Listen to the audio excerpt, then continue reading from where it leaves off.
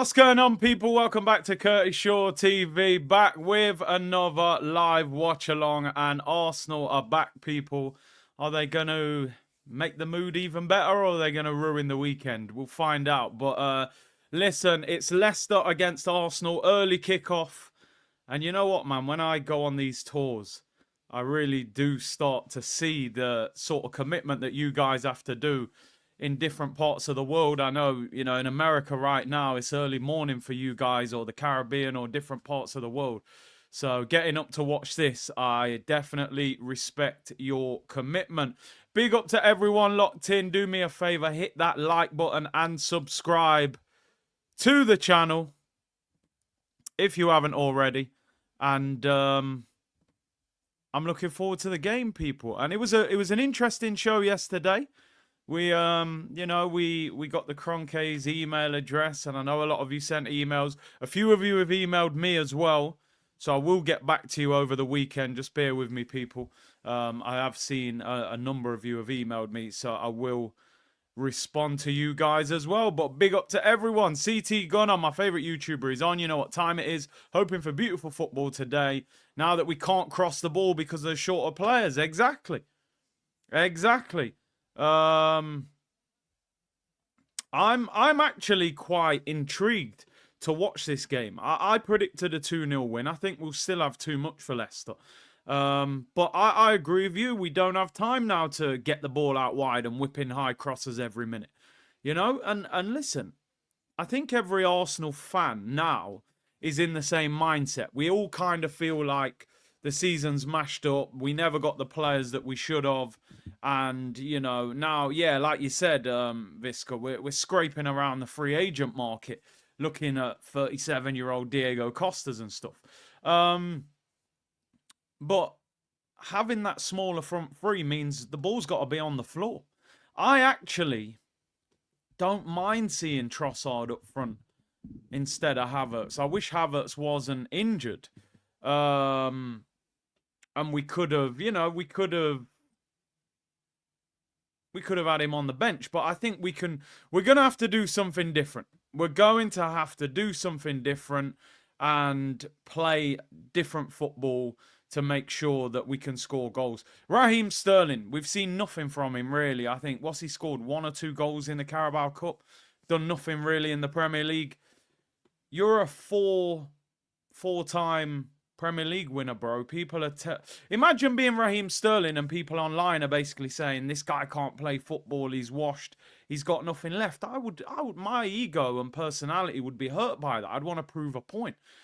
As Lawrence saying, Sterling, I've said many times, he's better on the left. He's not good on the right. He's not going to rip past people and put great crosses in. He needs to be on the left where he can go left, go right. Nwaneri's exciting. I think Nwaneri at the moment, to be honest, is the most exciting player in the Arsenal team.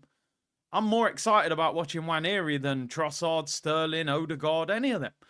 And then, like I said, Trossard, we've said a lot of times, people, that Trossard is actually one of the best finishers at the club. The problem is, when he's on that left-hand side, he doesn't get in goal-scoring situations enough. So playing through the middle, what I hope is that he is the one playing through the middle, because there was rumours, is it him or Raheem Sterling up front? I really hope Sterling is not the striker today. I hope Sterling is on the wing. My concern is that Sterling played false 9 at Man City, and Arteta was there and Pep did it. Is he just going to follow in his footsteps? But you definitely got to play Sterling on the left. Let's get into the Arsenal team. Big up to everyone locked in. Big up the Twitch gang as well. Arsenal team, it's the best team we've got available, if we're being totally honest, at the moment. You could argue Ben White's back on the bench, so maybe he could come into the team and make it even stronger. But he's obviously just returned. David Raya is in goal. Back 4, Timber, Lewis Skelly, Gabriel, and Saliba. We've got that sort of defensive structure. That hasn't changed. David Raya has been a quality goalkeeper this season. That back 4 has been solid. I'm confident in that back 4, although I am concerned that Timber's playing too much football the season after an ACL injury. That is a little bit worrying for me. and you've got Partey and Rice in front. You know, that against any team, we should still be defensively solid. We've effectively got 2 DMs playing in front of a back 4 and a goalkeeper. That's what, 4, 5, that's 7 players that can defend. It doesn't matter if you're playing City, United, Liverpool, whoever. We should still be strong defensively. So we might have to just sort of stumble our way through the next 4 weeks. Then Martinelli comes back. You've got another option. Then maybe 2 or 3 weeks later, Saka comes back. Listen, it is hopium at this point. It really is. Do I expect us to win the league? No. But in terms of the team, they should still be defensively very strong. In the midfield, Partey, Rice and Odegaard. It's our best midfield. And the front three, Nwaneri, Trossard and Raheem Sterling. Listen, let's be honest, people. Since Saka's been injured, yeah, I know Martinelli comes back like that's something to sing and dance about. But that's all I've got right now, Lawrence. I've got nothing to offer you people, you know. It's the last slice of bread, the back bread, people. There ain't a lot there. I'm actually quite intrigued to watch this front three. I've been at a point this season where once Saka came out of that front three, I think we've been quite boring to watch. Martinelli hasn't been entertaining. Trossard hasn't. Sterling hasn't. Havertz hasn't. Nwaneri a little bit. But apart from that, nothing. Oh, man, we got low battery signs already, people. Give me a sec.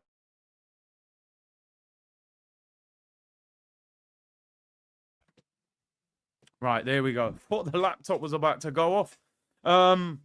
Is that in properly? Yeah, right, we're good. We're good. Yeah, I actually think that front three, listen, I'm intrigued. I'm intrigued to see now. Let's face it, you guys know, you play football at any level. When you're in and out the team, hardly playing, hardly doing anything, it's very hard to find rhythm. Sterling has actually played on the right most of the time. And I don't think Sterling's good on the right. I'm not saying he's going to be a world beater on the left either. But play him on the left, give him game time, make sure he gets his rhythm now. If he doesn't play well now, in the next 3 or 4 weeks, we know the guy is completely done and dusted. But now he's going to get rhythm, he's going to get game time. I still look at Raheem Sterling like he's not an Arsenal player. It's like I haven't even seen him play a lot for Arsenal to figure out whether... Yeah, it's like I still look at him and I see a Chelsea player. So give him some rhythm and some routine. Trossard through the middle, I don't mind seeing that. Havertz up front has been horrible. Horrible to watch. And like I said, Nwaneri for me is the most exciting player in our team right now, which probably says a lot about the rest of the team when your 17-year-old's the most exciting player. Listen, I'm not trying to gaslight anybody. I'm not saying this front three is going to be world beaters all of a sudden, but let's keep it 100. With Havertz and them, Martinelli and Trossard, we weren't exactly ripping up the place either, outside of the Man City game, which seems like it was a bit of a one-off. But big up to everyone locked in. Big up to Ron. Big up Geordie for life. Big up all Curtis. Come on, you should easily beat Leicester. They are poor. Bro, I'm predicting a 2-0 win. I'm not sitting here going, oh, I think we'll beat Leicester. I think we'll keep a clean sheet. I'll be disappointed if we concede today. But we know there's a certain Jamie Vardy in that team who just seems to always bag against us. It doesn't seem to matter how old he is. He finds a way. But Gabriel and Saliba, hopefully we get the better of him. And almost 8 p.m. here. Big up C-Unit, entertain me Arsenal. Let's hope so. Big up to Darth Shaw. Big up Christian who said it's 5 a.m. here. Should I stay awake or get my rest? Have a good stream. I always think that with Arsenal, how often do we get entertaining fixtures that are probably worth staying up for? Not too many. So, you know, maybe, listen, like the video anyway, and then figure it out. They might put you to sleep watching them anyway, so you might get the best of both. Big up Brian Brooklyn in the building. He said, big up Curtis. It's been a total reset. Hoping our boys play with full heart and focus. 2-0 to the Gunners. Big up to you, bro. And He-Man said, we don't have a striker, but we have 4 left backs on the bench. I mean, it is scandalous. The Arsenal bench: Neto, Kivior, Calafiori, Zinchenko, Tierney, Marino, Jorginho, Ben White, and Butler Odeji. I mean, I know we've got a lot of injuries. Obviously, Havertz, Saka, Jesus. We're missing attacking players in abundance. However, why have we got Lewis Skelly, Calafiori, Zinchenko, and Tierney? There is, and Kivior. There are 5 players there that you could put at left back, and yet up front, which to me every position on the pitch is important, but I've seen people win titles with average left backs. You know, I've seen Fabian Delph play left back for Man City. He's a centre mid. Striker is like, those guys can win you trophies. We've seen it. We finished 8th. We were average. Aubameyang won us an FA Cup. I don't understand how we've signed 31 players and we've only signed effectively 1 striker, because he said Havertz was a midfielder when he signed him. He's put him up front. Jesus is the only striker that he signed out of 31. I don't get it. I really don't get it. You know, for me, people, obviously I'm sitting here as a fan and I'm hoping for the best. I'm hoping for a miracle. Maybe Real Madrid knock out Manchester City and then Real Madrid get knocked out by Bayern Munich or Barcelona and we scrape past somebody and, oh my God, we get to the final and anything can happen. It's hopium. I don't expect it to happen, but this is my hope. As a football fan, you always have hope. We wouldn't be watching this game right now if we didn't have hope. We're here purely for hope. But what I want to see between now and the end of the season and my expectation, I don't expect us to win the title or the Champions League. What I want to see now is I want Lewis Skelly and Nwaneri to really become first-team players. I think they are anyway, but Nwaneri can still... He hasn't had as much game time as Lewis Skelly. I want to see Nwaneri, 15, 16 games for Arsenal now, become a star in this team. Where next season we're sitting there going, you know what? We've got one of the best young players in the Premier League. 2 of the best young players in the Premier League who potentially could save us spending loads of money in the market, and finally we might focus on what we actually need. I would say the fact that Martinelli is in negotiations for a new contract, maybe Trossard, will he get moved on in the summer? Because if we're going to sign a new left winger, do you then need Martinelli, Trossard and another left winger to come into the club? So it's we've almost... And I don't want to do this, but we've almost got to make sure that our team is ready for next season. Not that we're giving up on this season. The team have to go all the way and do everything they can. But I want Lewis Skelly and Nwaneri to be prepared. I want Odegaard to start scoring goals again. You know, they need to get themselves in a proper... Marino. I'm still sitting here looking at Marino going... What has this guy done this season? I think he scored a decent header against Liverpool. Apart from that, he's done nothing all season. He's done absolutely nothing. You know, I'm sitting here going, what did you buy Mikel Merino for? What was his purpose of being in this squad? Is he a goal scorer? Is he a creator? Is he a ball winner? I don't know what his role is in this team. You know, and it doesn't say a lot about him that Partey's out of contract this summer. And Marino's got a 4-year deal and he's not playing ahead of him. You know, imagine if Partey leaves in the summer. Surely now you should be playing Rice and Marino and Odegaard. But clearly, you know, he hasn't seen enough from Marino. But listen, we've got to get something positive out of this season, however that looks. But Jamie, listen, I'm not falling into the trap of next season. I promise you. I've heard this conversation for 10, 15 years. War chest next season. I'm just dealing with reality, bro. We're in a situation where we're unlikely to win a trophy this season. And we've just got to go as far as we can in the Champions League. I just want them to keep the season going. What I don't want is that we end up 14 points behind Liverpool, get knocked out of the Champions League, and we got 8 or 9 games left. And we're sitting here going, well, what's the point me even watching this game? There's nothing to play for. As a fan, that's dreadful. As a content creator, it's even worse. Do you know what I mean? Watching pointless games. So, you know, it is what it is. But big up to you guys for turning up, to be honest. You know, I'm sure there's people in the chat over the last couple of weeks been saying, listen, respect the channel, but I'm taking a break. You know what I mean? And I'm like, Ross, numbers are going to drop. Interest is going to drop. Enthusiasm's going to drop. You know what I mean? So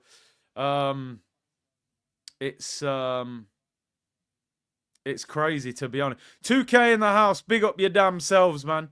There's actually space for Curtis on the bench. I'm ready, man. I'm telling you, I'm stretching. I can do something. Nah, they've... I just wonder. I was looking at it the other day. I don't know if there was a crossover point here, but was Carlos Vela at Arsenal when Mikel Arteta was at Arsenal? Or Lucas Perez? Because you know he likes jobs for the boys. I was just thinking, would Arteta give one of those strikers a deal till the end of the season? Vela or Lucas Perez? He probably was at Arsenal at the same time as one of those players. I mean, I wouldn't go anywhere near them. I said yesterday I'd sign Pogba, but Arteta won't sign Pogba. Come on, Big C. We are winning this league. The storm is coming to Liverpool. Deadliest front three in Europe. Delusion has no limits. Hey, there'll be people saying it. The annoying thing is that when you look at Liverpool the other night, they dropped points. They had a man sent off. Their manager gets sent off.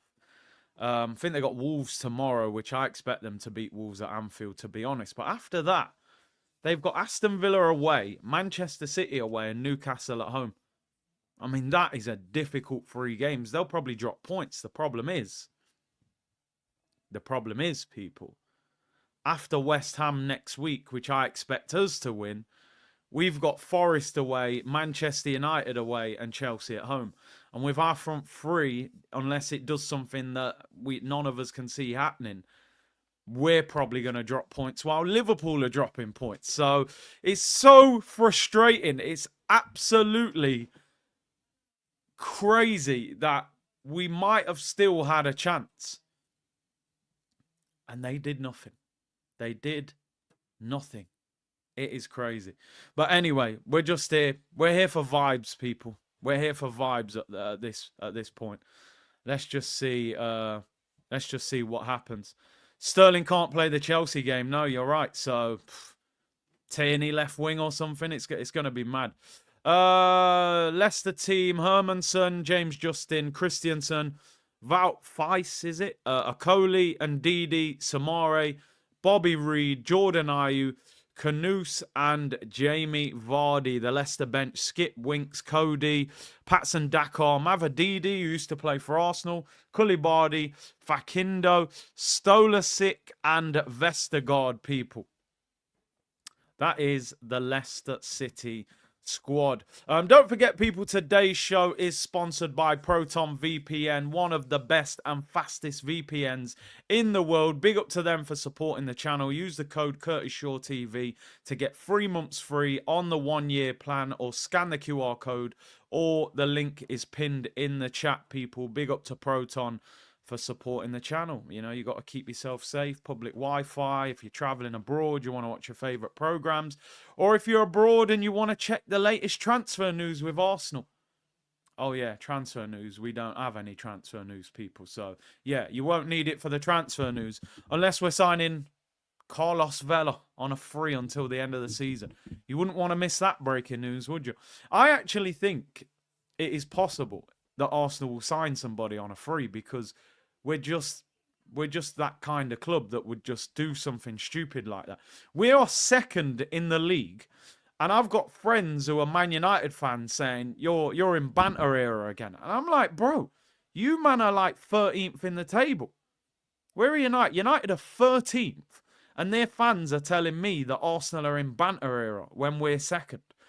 And they're giving it, yeah, but you man don't even win trophies. You know what I mean? This is the worst United and FA Cup and Carabao Cup the last 2 seasons. You man ain't won nothing for 5 years. That's the kind of energy we're getting. It's crazy. It's absolutely crazy. I'm getting bantered by teams in relegation battles. And the sad thing is, United fans are actually saying they've got a better chance of winning the Europa League or the FA Cup than we have of winning the Champions League or the Prem. So even in 13th, they're sitting here going, yeah, but, you know, United might win a trophy. You man ain't winning nothing. It's just, How can you be second in the league and people are laughing at you? It's madness. It is madness. Anyway, couple of stories. I don't even want to bring these stories on screen, people. They're annoying stories that just are going to wind people up. I think we spoke about one of them yesterday, but the one I'm going to start with, people are hyping this up online.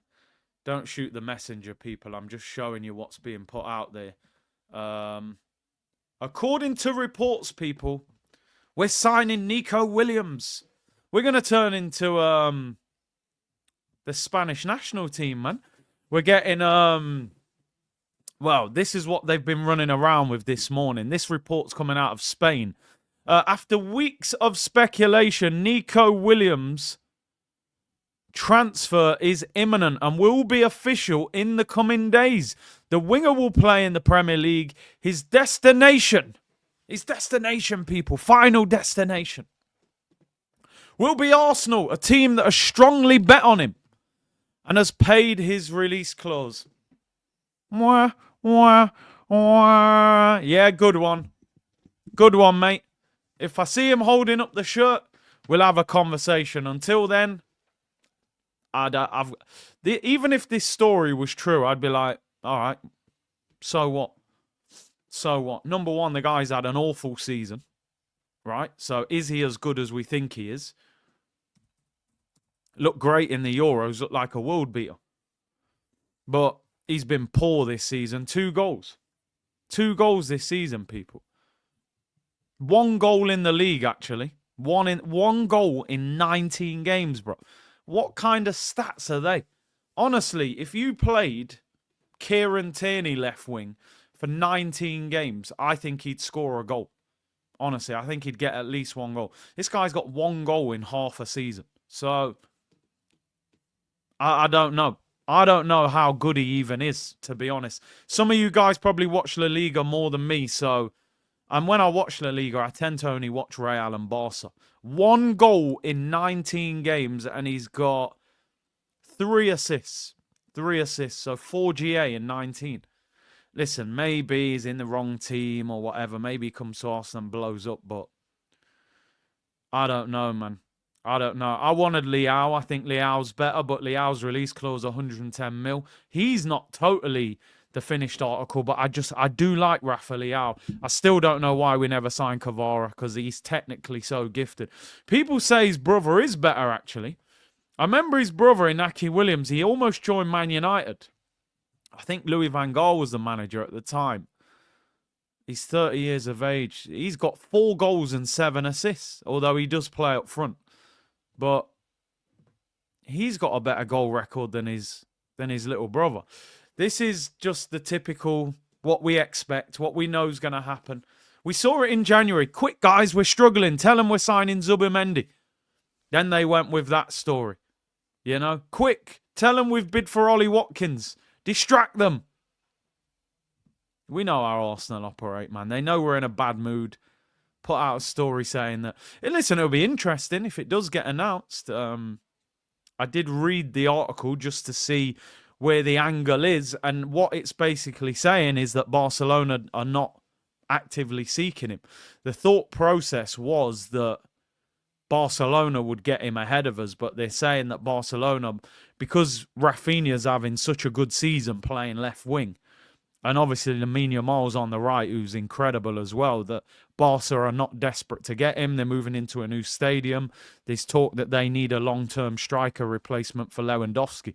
So they might operate in the market more for a striker. So, listen, what I will say about him, I'm not going to write him off completely. He could end up being a major talent. He's only 21. He's rapid. He can dribble. He has qualities that we lack. But is he... With these fast wingers at the moment, you've got sort of your Dokus, your Alan St. Maximums, where they're live wires, but they're not. They don't produce enough at the end of it. You know, there's not enough end product there at the end. They're just players who are quick but don't really do anything. So I just hope he doesn't fall into that category, that we've just signed someone who's quick who doesn't do anything. And the other thing that worries me with signing him, number one, We play against low blocks probably 2 or 3 times a month. How good is he going to be against defences who are sat on the edge of the penalty area? He looks to me like somebody who thrives on space. We don't get a lot of space. And the other thing is that Arteta demands so much work rate from his wingers. He looks to me like a winger that you've got to sort of take away the shackles and say, yo, stay high, go and rip them fullbacks apart. He's not a player that I look at and think, yeah, make him run back, and then you've got an inverted left back behind him that's giving him no support, and then he's 2v1 on that side of the pitch. So, I don't know. Listen, they say, what did they say? Arteta's obsessed with him. He's obsessed with Nico Williams. If he is, and it's a £50 million release clause, by all means get it done. I mean, if you get Zubimendi, 55 million, you get Nico Williams for 50 million. That's 105. That gets you a centre mid and a left winger. Then you've got to go and spend big on the striker. I don't think personally we will get... he was obsessed with Marino too. Yeah, exactly. And we're still trying to figure out what the obsession was. I don't think we'll get Isak, personally. The only way we might get him is if they don't get Champions League football, which, to be fair, at the moment, they are outside of the Champions League spots, although they're only a couple points off.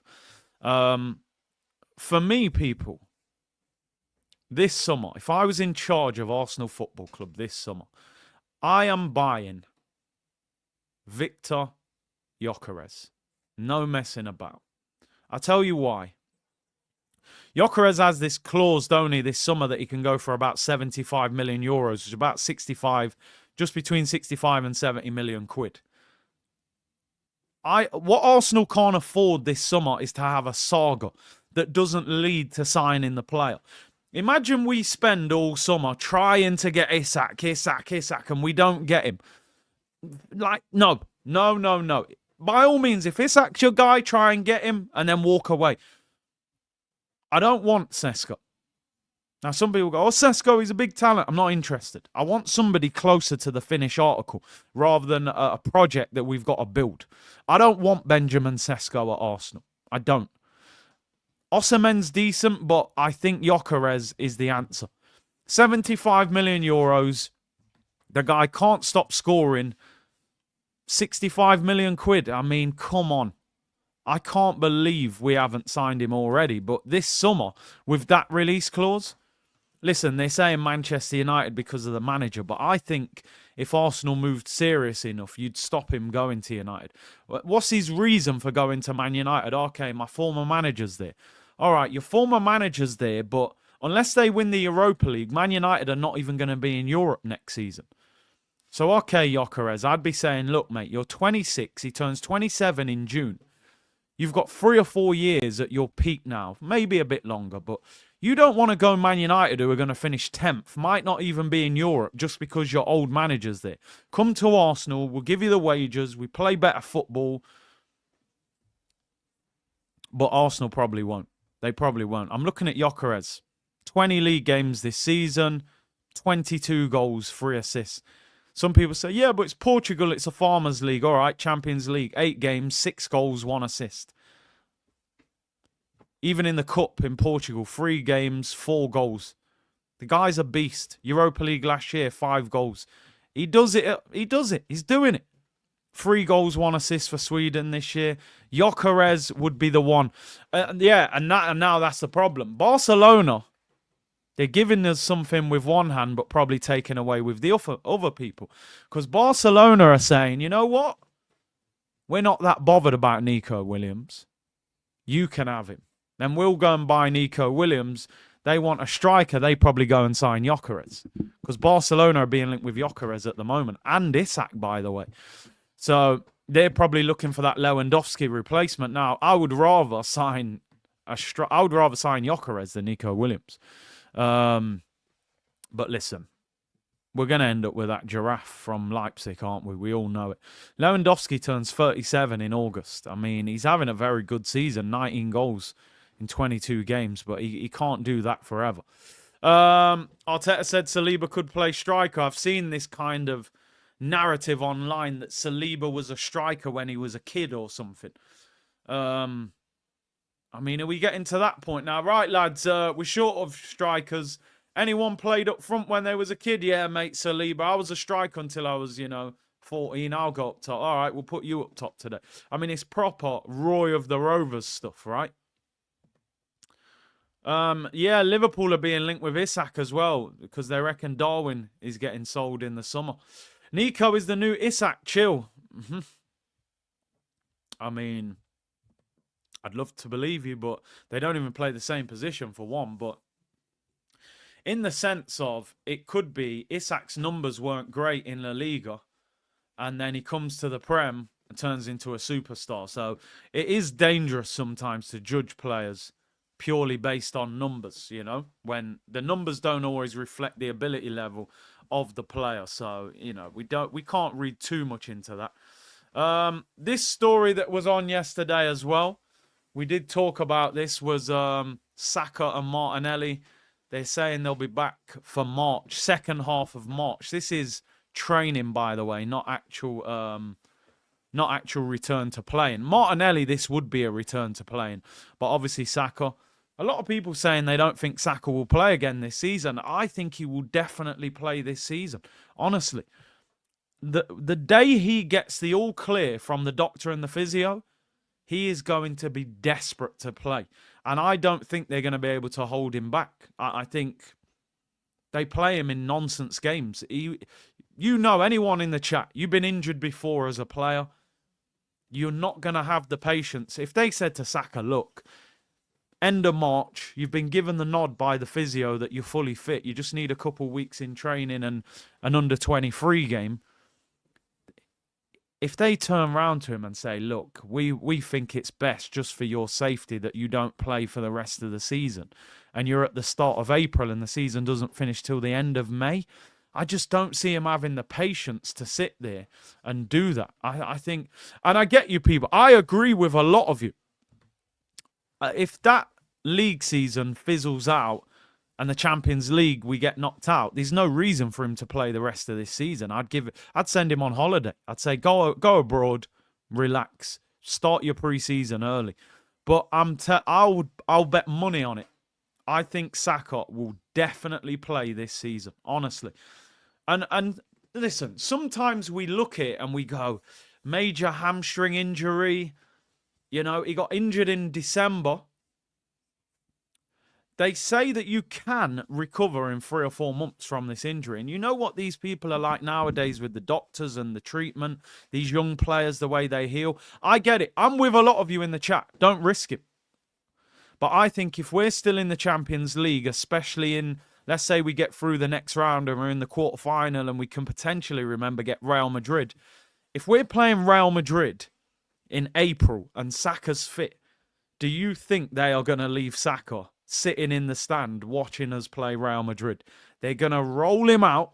I used to joke, didn't I, and say if Saka can walk, they will play him. This was before he had the major injury. I think they will play him, and he'll be pushing to play. He will be pushing to play, I'm telling you. But we have to protect him because you're at a stage here where you could potentially risk him. Because if he does that injury again, it becomes a major problem. You've seen with Reece James constantly tearing that hamstring. So we will see. I agree with a lot of you.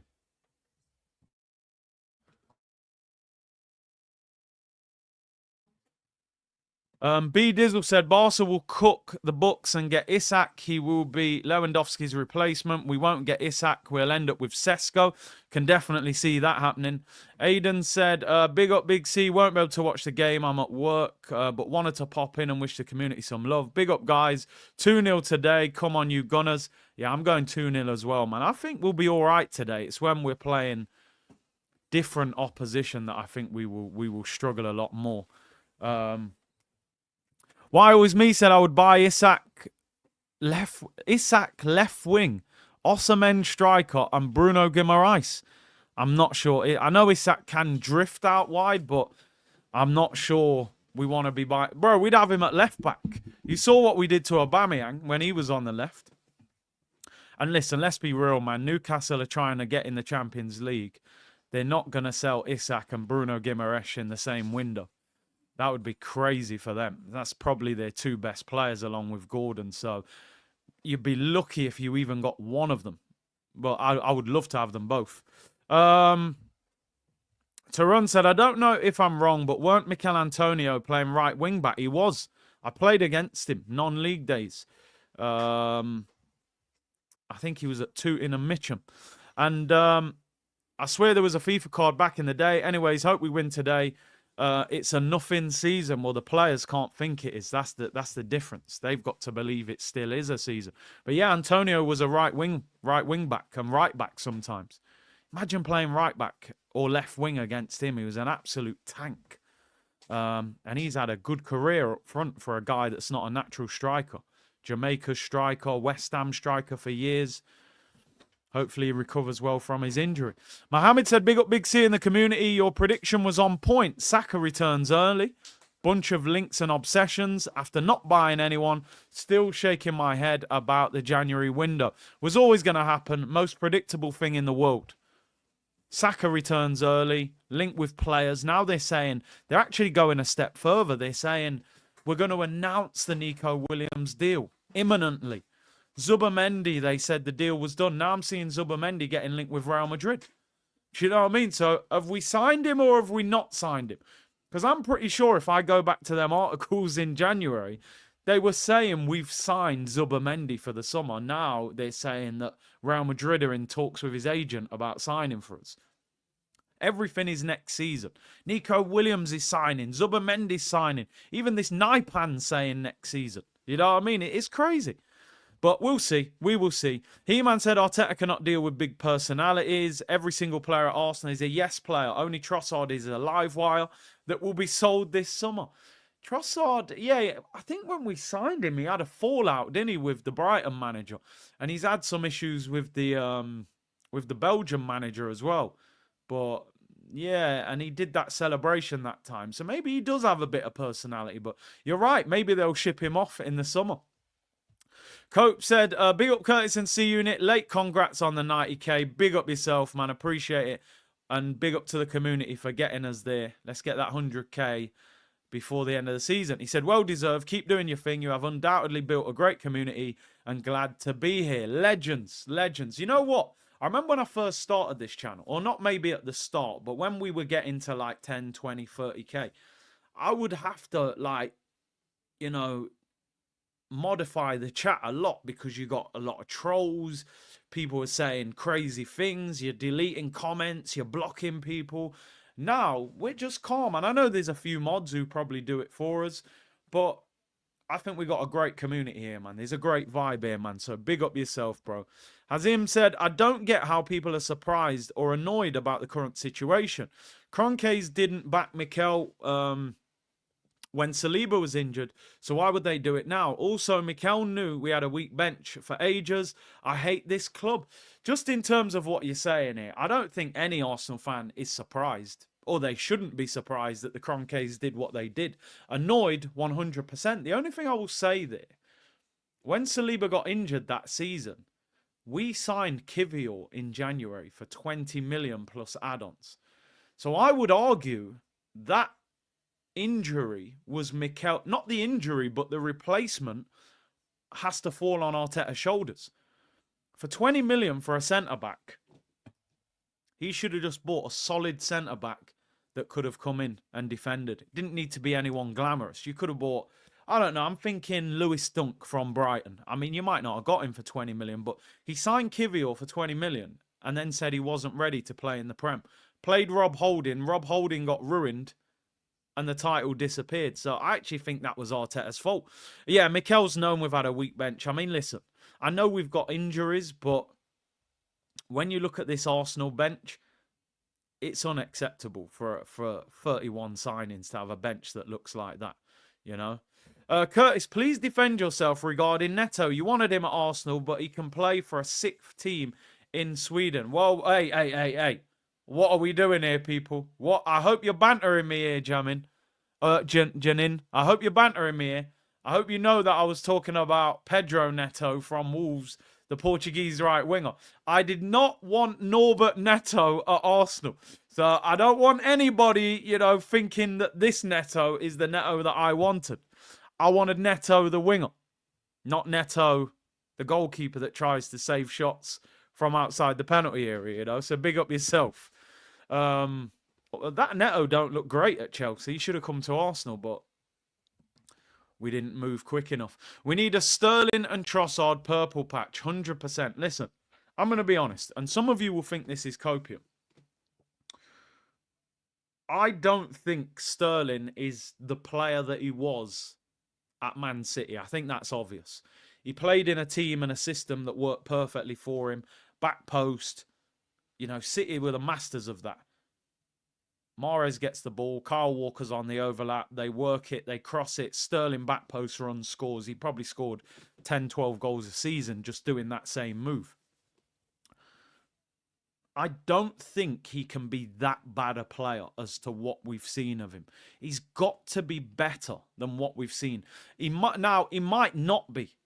He genuinely might not be. We might watch him in the next 4 or 5 weeks, and I might be sitting here going, actually, Sterling is as bad as we think he is. But I honestly think there's got to be something there. He can't be... And let's be real, it's not like the standard's that high, people. I've watched Martinelli stink out the place this season playing left wing. Trossard's had a few good games, but hasn't been great. Sterling has to have something. I really hope he's playing left wing today. If Sterling's playing up front, oh my God, please don't play him false 9. But listen, he ain't the player that he used to be, that's for sure. But there's got to be something there. He's got to have a little something left in the tank. But as I said, the problem that you have with players like Sterling, getting the first team in the Premier League at 16 years of age, he's just about to turn 30. He's probably he's really at the back end of his career. Most players, I mean, look, Raheem Sterling, how old is he now? He's 30 years of age. He's turned 30 in December. Sterling is probably the equivalent of a 35-year-old Premier League player. Because most Premier League players would make their debut at 18, 19, 20 years of age, ease their way in. This guy was playing Premier League football at 16. He's now 30. 14 years in the Prem. There's a lot of mileage, bro. It's like buying a car with 200,000 miles on the clock. Yeah, copium and Jamaica tax. You're not wrong. You're not. Listen, I'm not saying he's going to be a world beater. I'm not saying he's going to transform us. I'm saying he can't just be this totally washed up player that looks like he don't know how to play football. There has to be a level of ability still there. We're going to find out now because he's going to get a lot of game time. I'm going to say it. I'm going to say it. I'm putting it out there. I want you to all quote me on this at the end of the game. Raheem Sterling goal today. Cheers, everyone. Day after Valentine's Day. I hope you all had a good Valentine's Day, people. Love is in the air. Da-na-na-na-na. Love is in the air. Raheem Sterling goal today. Come back if it happens, people. If he scores, I'm just going to sit there and say, I told you so, people. I'm going to say, I told you so. Raza goal to... Own goal, yeah, probably. Probably own goal. Raheem Sterling, he's top of the league. That's what Man City used to sing. Busy night. Yeah, you know.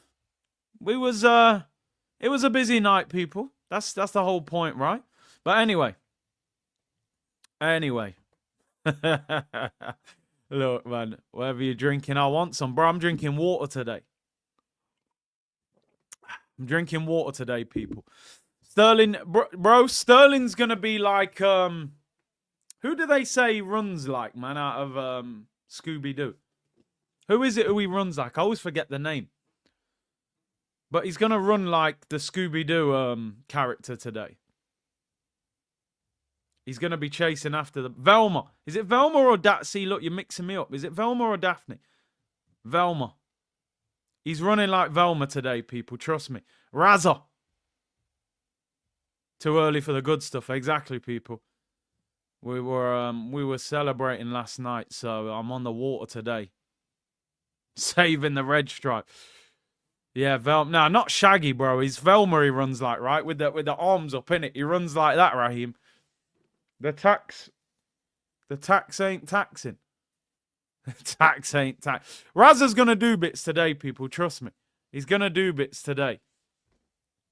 Velma is the orange one with the glasses. It is, right? I'm sure it is Velma. Velma. Yeah. It's Velma. It's Velma, definitely, yeah. Orange top. Yeah, it's Velma. Raheem Sterling, people. The water has something in it. You lot got... Trust me, Raheem Sterling scores today. Raheem Sterling, he bags. If he don't, I'll edit that part out of the show, and then when you criticise me, I'll say it never happened. Anyway, people. Anyway, we got 6 minutes until kickoff. What? It's All-Star Weekend! How are you not reminding me? Although saying that, why am I hyping up, man? The All-Star game last year was trash. So actually, there's no point even getting that hype. They don't even, like, contest. They just let each other just shoot them. It's like a mess about game. At the moment, NBA is carrying me through sport at the moment. It's All-Star Weekend, people. But anyway, let's just make sure we win this game. What? Premier League table. Yeah, 8 draws, man. 8 draws. How have you drawn 8 games? That's literally cost us the league. How crazy is it to think we have only lost 1 more game than Liverpool? 1 more game. But we've drawn 8 times. Them draws have cost us the league. I mean, I'm just going back through the fixtures. Villa at home, 2-2 after being 2-0 up. Brighton away. Everton at home, 21 shots. 0-0. Fulham away, 1-1. Chelsea away, we missed that chance in the last minute. Trossard.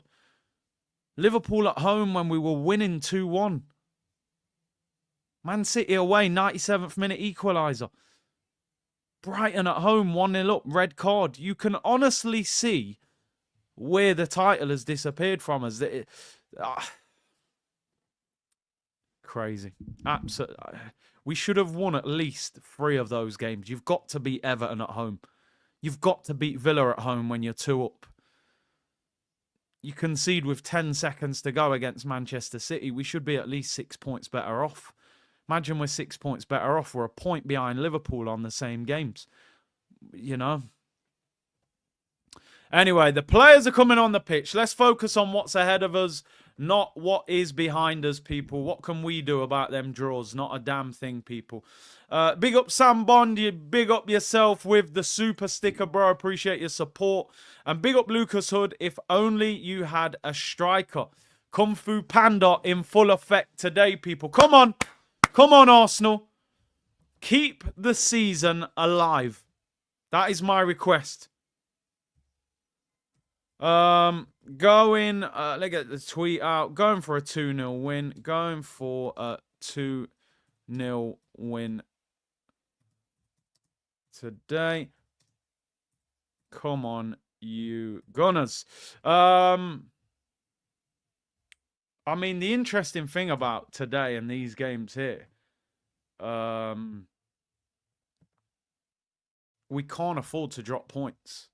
We actually, it's another must-win game. It's a must. Who is the ref? You know what? I always say, bro, I have no interest in who the ref is. I feel like we're looking for a way out before it's happened. It's Leicester City. I mean, I actually forgot to scroll down there and look at Leicester. Leicester are 3rd from bottom. They're the 3rd lowest goal scorers in the league. They've lost 4 of their last 5. They've got the 2nd worst goal difference. They've conceded the 2nd most. I mean, they've won 4 out of 24, lost 15, conceded 53. I mean, if you can't beat Leicester, you might as well fly back to Dubai and just start pre-season. Lock the season off. So, I'm expecting a win. I'm not giving them no excuses. Who sent the email to KSE? Listen, a lot of people in the comments were saying they sent it, so I hope you did. As I said, be respectful. We're not there to abuse them. I got what looked like a bit of an automated response, but it's. I just said we got to start. We got to do something, and maybe we start with that, and then maybe we do something else. I don't know, but you've got to do something, right? I've spoken about it a lot. So it made me feel like I've got to actually do something. As I said, I'm intrigued to watch this front three. I have not been entertained that much this season watching our front line. I'm actually quite intrigued to watch Nwaneri and Trossard and Sterling. Yeah, exactly. At least we've done something. I did, and they replied, yeah, automated. But I don't expect them to send a personal response to us. What I just want them to do is say, oh, all of a sudden we've received thousands of emails from Arsenal fans talking about, you know, transfers and so on and so forth. Maybe we'll have to try again. Maybe we'll do another one. We'll do something else. But it's a starting point at least, people. You know? At least we're trying to do something. Anyway, 1 minute until kickoff. Leicester City. Bomber Clark. What was that? Oh, the Hoover fell over. Jeez, I thought someone was smashing down my door. Hoover fell over. I thought someone was mashing down the door then.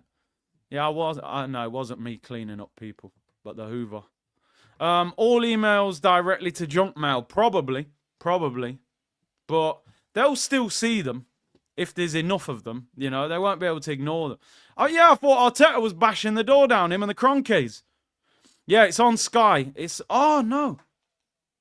Oh, it's on TNT Sports, people. It's on TNT Sports. We are underway, people. We might not have a striker. We might not have new signings. But we do have a game of football to win. Leicester City. Again. Yo, Hood PTSD. Bro, do you know what? That's some real talk, you know. You know when you grow up in the ends, you just always get nervous about, like, bangs at the door or, like I'd be in a car driving and you'd see the police and you get nervous. Oh my God, Leicester on the attack. That's gone, surely. Oh, goes out, a goal kick. You'd be in a car and you see a police car and all of a sudden you start checking your pockets like, yo, have I got something on me? Like, you feel like you got a weapon on you or something. I ain't got nothing on me. I've just got my football boots. I'm going football training.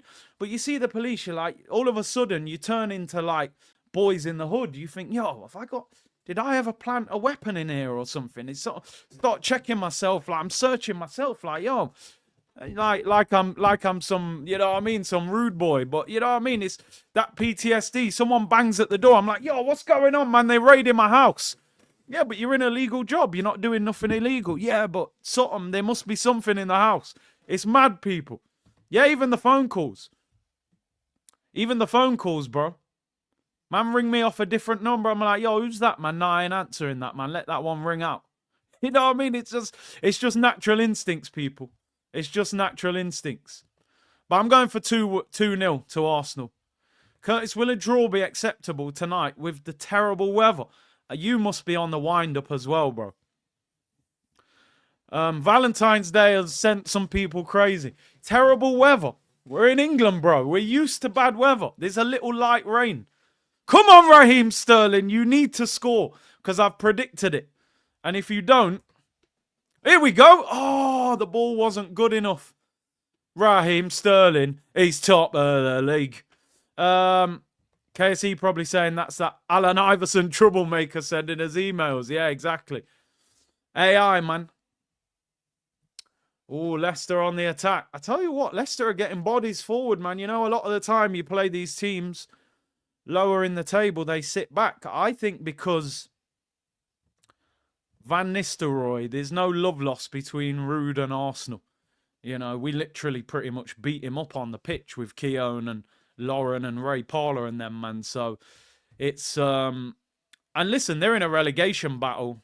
They need points. They've won 1 in 5. A win today would get them out of the bottom 3, but obviously we've got to win. Leicester in possession.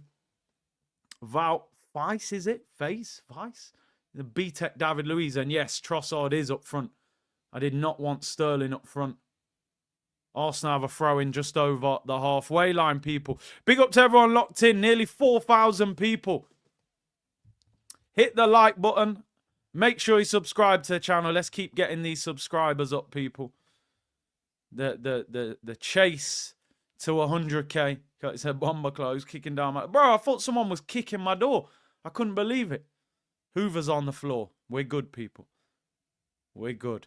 We got to beat Leicester. Come on, Raheem. Good ball. Hit that. Go on. Oh, Skelly, bro. You got to move the ball quicker there. We had a chance. We had a chance there. Anyway, we've still got the ball.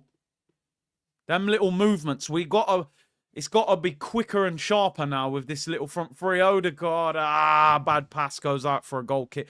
Kung Fu Panda's up front. Look at Odegaard straight away. First time he's been on screen. What's he doing? Out of his nose. I'm telling you. I see that guy on tour. This is why I big fist people, you know. This is why I don't like shaking hands with people. People got germs all over their hands. When I meet people, yeah, they put their hand out to shake my hand. I go with the fist. And I leave the fist there. They think I'm going to compromise and shake their hand.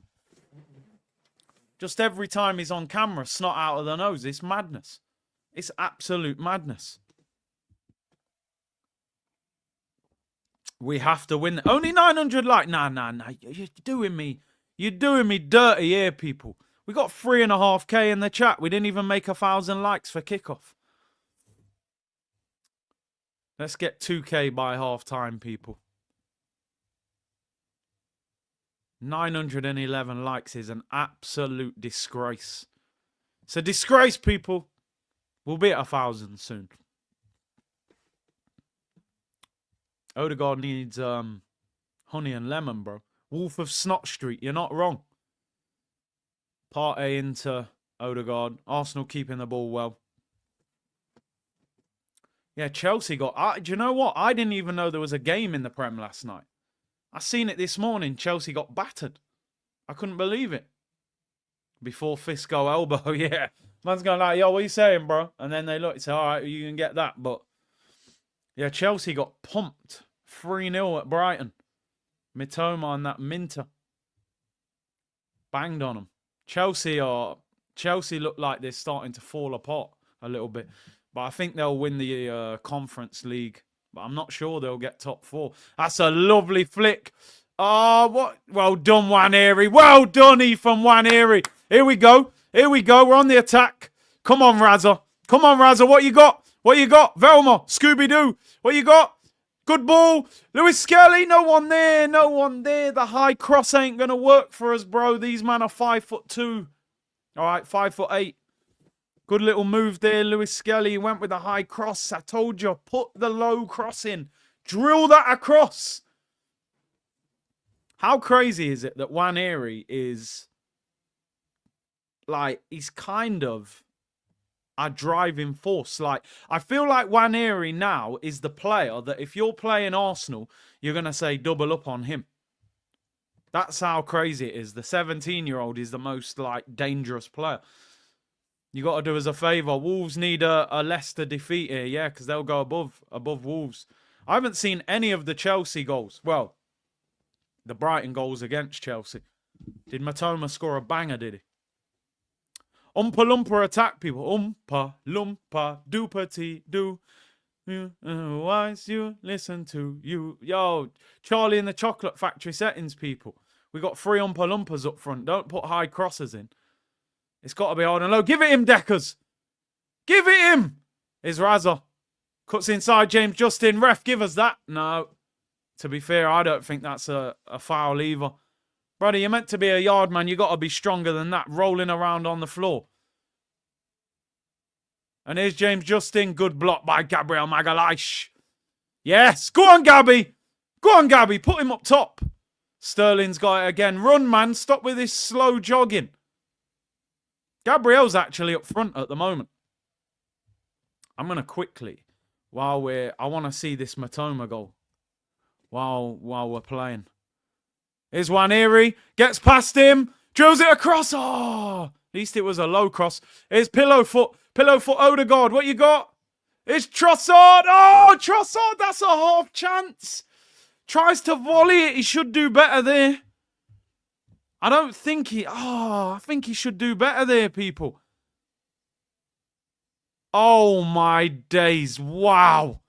That Mitoma goal... Yeah, he was offside anyway, Trossard. Oh, my God. How have you guys waited until 59 minutes into the show to tell me about that Mitoma goal? That's a Bergkamp touch. From the goalkeeper as well. Oh, my God. Let me see that. Ooh, no, that goal is crazy. That first touch is absolutely... sign him. Just for... Oh, my God. That goal's one of the best goals I've seen this season. Yeah, I'd keep quiet about that. That first touch is... That is Bergkamp, Berbatov, Riyad Mahrez level. Oh, no, Leicester on the attack. Ball whipped in, headed away by Rice. Indeed, he shoots. Saved by David Raya. Jesus, I don't like that. I never understand why midfielders are unmarked on the edge of the penalty area. It makes no sense to me. Look, we've got 2 sixers. You're both in the area. And their midfielders are marked on the edge of the penalty area. I just don't get it. We saw that against Tottenham when Son scored. Nah, that Mitoma goal. Oh, my God. The first touch. Cuts back inside the... Oh. That's one of the best goals I've seen this season. Outrageous goal. Just for the touch alone. I thought you'd seen it. Nah, bro. I was busy last night, man. Valentine's. I didn't even know there was a game on. But that's why the Saudi club were trying to buy him for so much money. Here's Nwaneri. What I'm interested in is whether Arteta makes Sterling and Nwaneri do as much defending as he usually does with the wingers. I hope he allows them a bit more freedom. I'm just looking. Yeah, I mean, Mitoma seems to have gone quiet a little bit. 6 goals, 3 assists. He only got 3 goals last year. He missed half a season injured. He only played half the games last season. Season before, 7 goals. He's 27, nearly 28. I'm surprised Brighton didn't sell him, you know, for that much money. Won it like 70-odd million. No, bro, that was Bergkamp-esque, that touch. Wild. I'm on the motorway today and listening to you, says Jackal. Drive safe, man. Hopefully nothing happens that gets you nervous. Chelsea will pay 80 million for Mitoma. They love a Brighton signing, don't they? I think, in fact, everyone's sort of raided Brighton at some stage, to be honest. Was it not? What was the bid? 90 million? No, I would have sold him for 90 million if I was Brighton. Oh, 90 million euros. What would that be? 80 million pounds? 70, 75, 78 million pound? They paid like 6, 7 million for him, I think. He is a good player, though, maybe. And they don't need the money, man. They've built new training grounds. Odegaard into Sterling. What you got? James Justin, he's going to push you, bro. You better get stronger. He'd stop. Done him. Nice. Trossard, 1-2. No one in there. Cross wasn't great. Gabby finds Lewis Skelly. And we have to go backwards. That's the problem. If Trossard comes out of the area to go and link up, then, here's Nwaneri, 1v1. Twisting, turning, whips it in. That's a good ball. Comes back out, shot. Oh, it's blocked. Lovely ball in by Nwaneri. That, you know, that's a proper... I'm telling you now, people. Nwaneri is our best attacking player that's fit and available. He's this right wing thing is perfect for him. Why does Odegaard keep playing this scooped up ball, man? What kind of ball is that? He's played that pass about 3 times, tries to chip it over the defender. He's put it out for a goal kick every time. Or the one time it went to Trossard, but he was offside. Jeez, man. Nwaneri's class, bro. He's got that delivery on lock. He changes direction so quick. Here's Jurriën Timber, who must... Oh, it's good that Ben White is back anyway. Told man about Odegaard. But, bro, I thought... The one thing I've always said is he can pass the ball. Deckers, man, what are you doing? Declan Rice there trying to flick the ball. Misses the ball and falls over. That's the David Moyes tax, bro. That's not your game. I keep telling people, you know. I don't know if anybody else believes it, but Declan Rice is not an attacking player. I'm not saying he can't score the odd goal, but he hasn't got that je ne sais quoi, people. That panache, that va-va-voom. There, he's tried to flick the ball out of the air, missed it, and fell over. Jeez, man. I told man, pillow foot Odegaard, he's lost all his shot power. His passing and everything has gone to pot. Arsenal bench, look at that suntan, man. Ben White looks orange. Kieran Tierney and Calafiori, pure defenders on the bench. Odegaard is not a captain, no chance. No chance. Should be Gabriel or Declan Rice. 100%. Ball whipped in by Leicester. It's dangerous. Great clearance by Jurriën Timber at the back post. Rice finds Raheem Sterling. Thomas Partey. What I don't like about this game, it feels a bit open. Like, it feels like Leicester have got an element of danger. Odegaard, give it in. What are you waiting for? Nwaneri. Twisting, turning. He's so sharp. Odegaard into Trossard. What is that, man? Kung Fu Panda gives it away. He's Stella or Trossard, mate. Internal review, you don't have a clue. See, look, Leicester, man. These man, Leicester going for their owners, look. You know what I'm saying? John Rudkin, Leicester City Director of Football. They're going for him. They're not turning. Are they turning round Leicester going, oh, but we got promoted last year. Just be happy that you're in the Premier League. No. These men are third from bottom. They're saying, yeah, protest season. Even Tottenham are protesting. Sterling, keep that in, bro. Keeps it in. Come on, man. Stop with this slowing down thing. Lewis Skelly. I noticed Skelly's playing a bit wider at times today. I think Arsenal fans do love Kroenke. I don't get it. Oh, but he spent money. So what? He should do. Here's Nwaneri. Cuts inside. Oh, what are you doing, Deckers? People tell me this guy's a number 8. Listen, Deckers, I'm glad you play for us. You've got to score that. What a ballie from Nwaneri again. What does it do? Hit his shoulder. He's doing a Havertz impression. What a ball. That's poor, man. I'm sorry. That is poor. Rice should score that for me. Nwaneri is class, man. Absolute class. He's our best player. I'm being honest. He's our best player.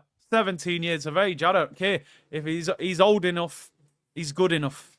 He's our best player. Lamine Yamal's probably Barca's best player. Or one of them anyway, with Lewandowski and Rafinha. Pedri, actually, he's a baller as well. That Deckers is not an 8. I don't know who needs to hear it. I don't know why he thinks he's an attacking beast, but he's not. He got in Team of the Year playing in the 6. Should he score? I think he should. Maybe the defender was in his way a little bit, but I just don't think Rice has them qualities that you think, I want him. Oh, Trossard's limping. That's all we need, innit? That's all we need, people. Trossard's limping now. He got a kick on his ankle there. Imagine if we actually got an injury in the front three now. I mean, we'd have to go Butler Adeji, wouldn't we? And play the youngster. I don't know too much about Butler Adeji, to be fair. Is he that good? Butler Adeji, striker. Oh, yeah. Are you winding me up? Butler Adeji's 22. He's 22 years of age. Are you... What? How is this guy... He's born in 2000. How is this guy not made... I mean, that doesn't inspire me much, because how is he 22? He's been nowhere near the Arsenal first team. Oh, my God. He went on loan last season to Cheltenham Town, League One. He played 13 games. Are you ready for his numbers, people? 13 games. Oh, dear. I don't want to disrespect the youngster, but 13 games, 0 goals, 0 assists. He got 2 yellow cards and 1 red card. The man got more red cards than goals. And we're looking at him to save our season. I mean, don't get me wrong, he only started 8 games. 5 off the bench, but jeez, man. He's 22, playing under 23s. They were hyping up Chido Obi more, and he's only 16. How is the man 22? He ain't getting a chance in the first team. That was his debut in the Champions League when he came on. We're looking at this guy to... I mean, Eddie Nketiah was doing more than him. He went Accrington Stanley on loan as well. Oh my days. He went Accrington Stanley on loan. Accrington Stanley the year before. You ready for these stats, people? You ready for these stats? 11 games for Accrington Stanley. I'll tell you the numbers. 0 goals, 0 assists. What is Thomas Partey doing there? He's kicked the ball out for a throw. So he's had 2 loan spells. He's played 24 games. He's got no goals, no assists. And he got a yellow card for them, no reds. So he's had 3 yellow cards, 1 red card, and no goals, no assists. How can you play 23 games of football at professional level as a striker in League One and you don't get 1 goal or 1 assist? Not a tap-in, not a cross that somebody scores, not a penalty out of sympathy, not nothing. It's crazy. And I'm looking at this guy as the hope and inspiration to come off the bench and do the business. I'd rather sign Jimmy Butler, the basketball player. At least he's tall. We can put crosses in. Dear, oh dear. No wonder I don't know much about Butler or Deji. There's not a lot to know. Jeez, the numbers look horrible. But anyway, here's Ethan Nwaneri. Proper player. Proper player. Man of the match so far. Raheem Sterling, man! Handball, what are you doing? Oh, he's offside. That's even worse. You're looking along the line. What are you doing? Who said this guy was going to score today? Reveal yourself. Which one of you said it? Even Jorginho's like, what are you doing, bro? All right, I might have said it, but we'll edit that out later. We'll edit it out. Don't worry. Jorginho's squinting his face like, what's this guy doing? Jeez, man. Razza. Oh, you said it as well. Yeah, we'll blame you then, Roger. I never said it. You said it. That's the thing with Trossard up front, you see. Because he's small, they're gonna kick him up. No, Nwaneri, you're such a baller. Ah, and now Trossard's offside. These men don't even know the rules. What are you doing? Kung Fu Panda and Vibes Cartel. Oh, my days. I said I was going to stay calm the rest of the season. I need to take my own advice. It's not worth it. I can tell you something right now. This front three is... This front three ain't doing nothing this season, in my opinion. Nothing.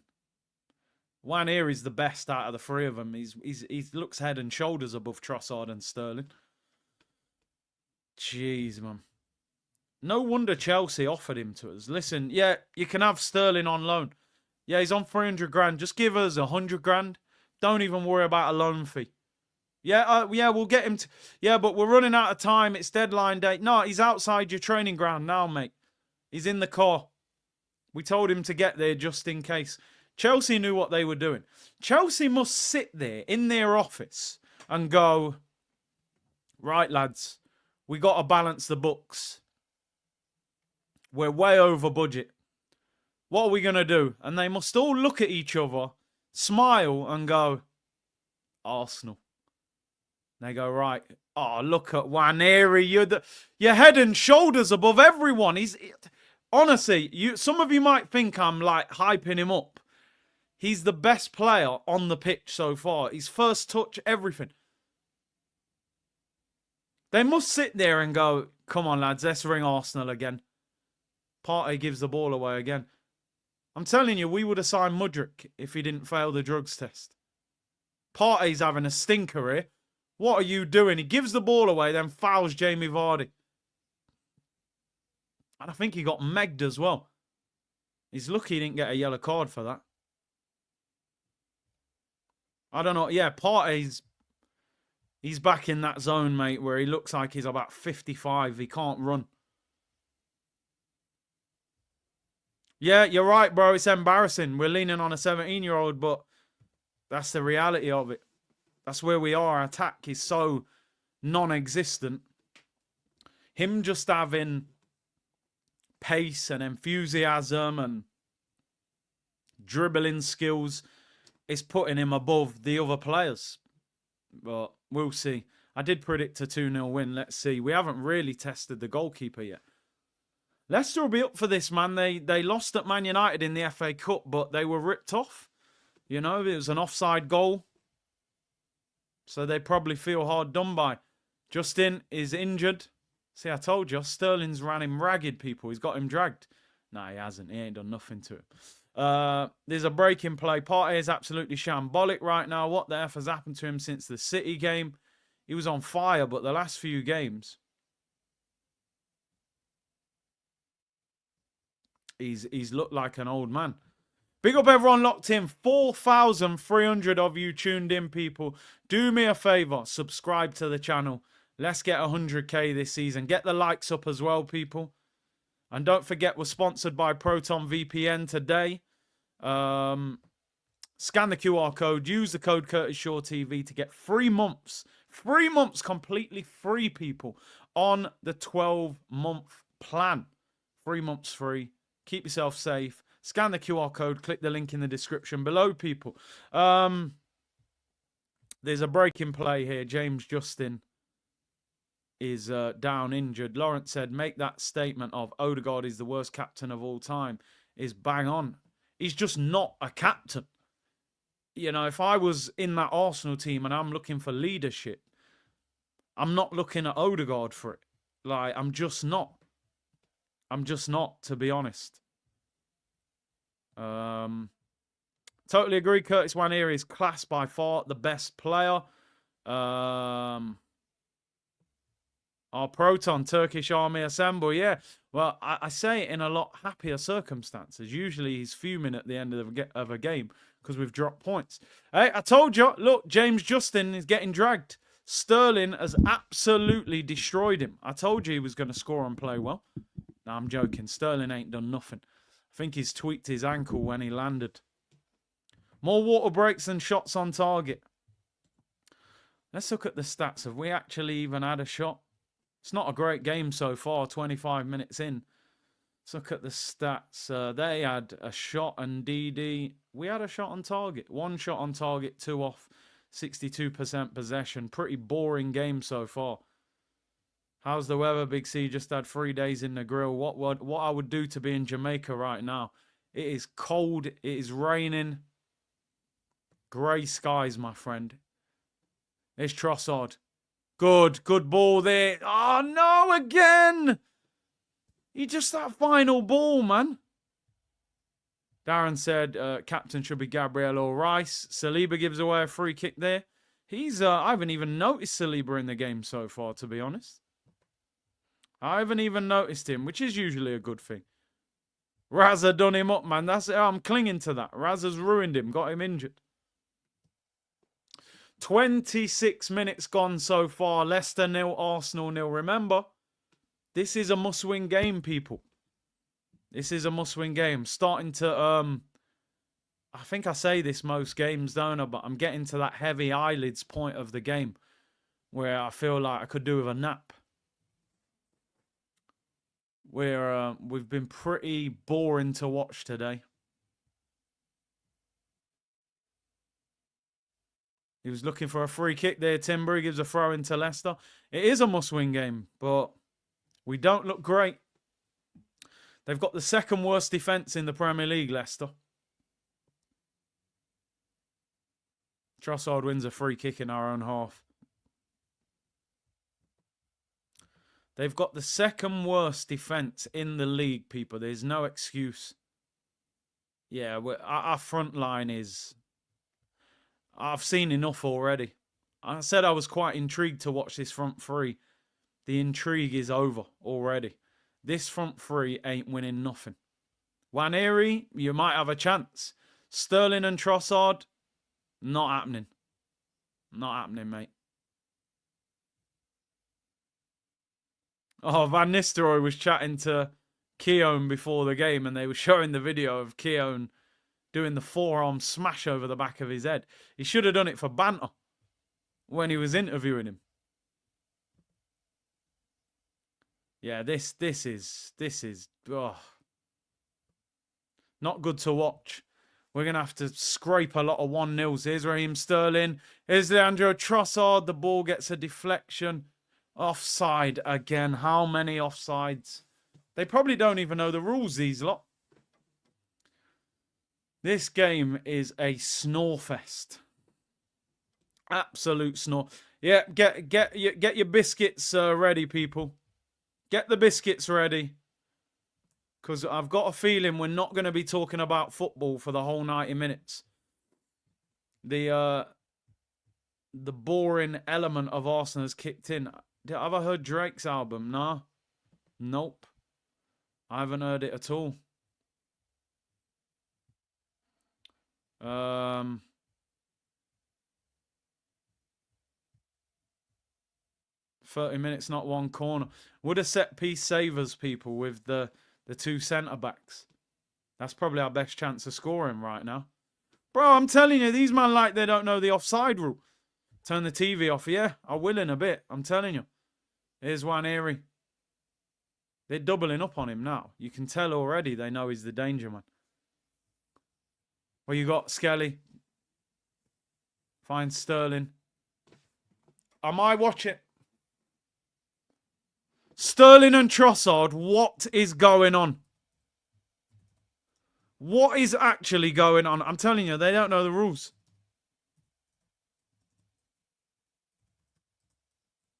I mean, what are they doing in training? How many offsides? This is scandalous. You're looking across the line and you're getting caught offside. This front line ain't doing nothing. This front line's doing absolutely nothing, honestly. They don't even look great against Leicester. So what are they going to do against Liverpool at Anfield? Can you imagine Van Dijk playing against Trossard?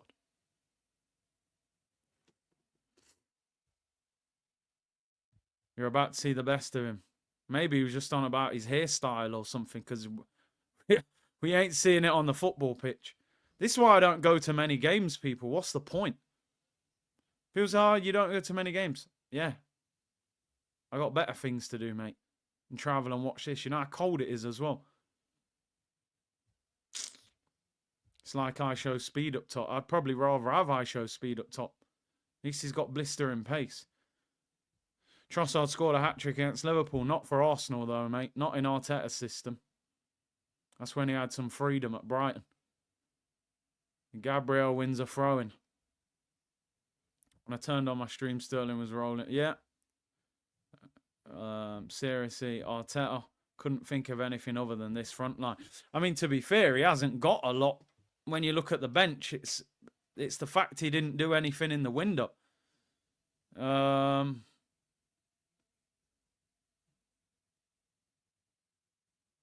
told you, people, even free tickets are too expensive. Come on, Nwaneri. We're relying on you now, mate. Here is Nwaneri. Twisting, turning. Great ball to Lewis Skelly. They're all lining up like they're waiting for the cross, bro. You lot. Oh, here's Sterling. Great ball, Gabriel. He's falling over. Yes! He's swimming! He's swimming in the air. What's he doing? Oh, my God. Oh, my days.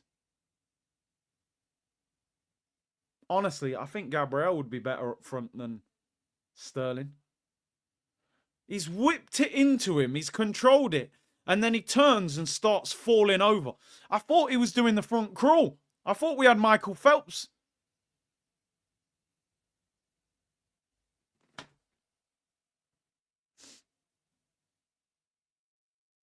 Vardy nicks it off Saliba.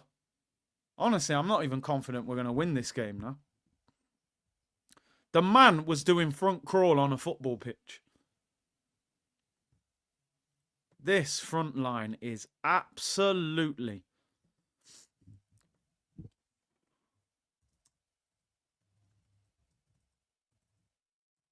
Oh, I don't even want to tweet too much. I'm going to wait, but I can't believe it.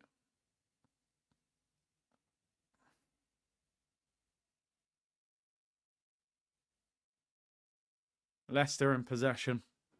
It's a boring game as well. Yeah, honestly, mate, I'm not even lying. And listen, if Saliba has an opportunity to go Real Madrid, who could really be annoyed with him? Who could be annoyed with him if he said, I don't want to play for this team anymore when I can go and play for Real? You don't. Football isn't a long career, man. Yasin said, as a former swimmer, I'm offended. Well, it was more like doggy paddle, you know. Calafiore has more goals than Sterling. Bring him in. Big up, David. Just put Gabriel and Calafiore up there and put crosses in at this point. Arsenal Football Club, a club that is genuinely like the amount of great attackers. Come on, here we go. I mean, I say here we go, but it's Sterling on the ball. You're probably... What's the point? No one can hit the ball with power.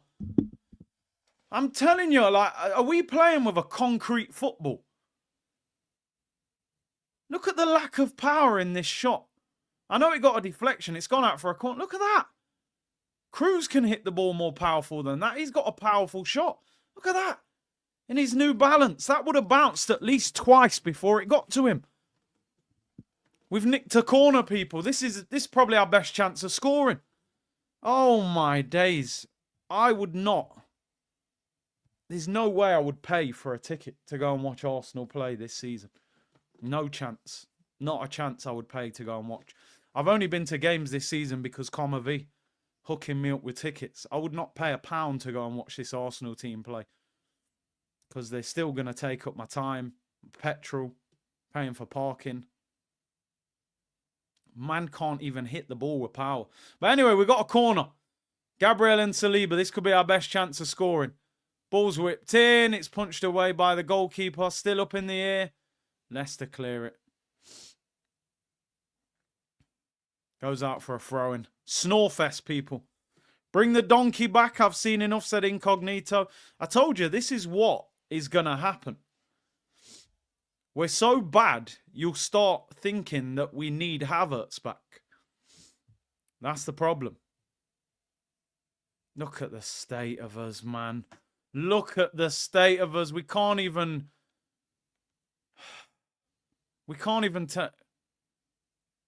Man can't control. That's Lewis Skelly. This team, man. It's going to be a long season, people. Big C, Matoma, right, a thesis on dribbling. Makes sense. Butler, Adeji. A yellow and red card merchant, not a GA merchant. Yep. He'll get sent off and booked, but won't score. Alfred, if Ethan wasn't playing today, I wouldn't even turn the game on. I'd rather we play Rice up top and bring Jorginho in next to Partey. Honestly, bro. Wanir is that... Oh, Yova doesn't stand up no more, right? He just looks at his iPad because we don't score really from set pieces at the moment. The front line is like a hairline before the Turkey trip. Weak and non-existent. Bro, I'm telling you. I mean, the baby here has got me covered, but if I allow that Arsenal stress to kick in, I'm going to need the discount code off Turkish. I can't lie. It's all mad. It's all mad, people.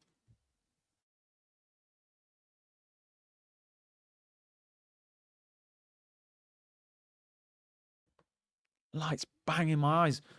Yeah, I'm telling you, man, the Arsenal stress is real, people. The Arsenal stress is real. I've got these lights too bright today. Still a little, you know, from last night. I don't need these lights shining right in my face. Yeah, I'll need that discount code if this carries on. I said I got to stay calm the rest of the season, man. You know what I mean?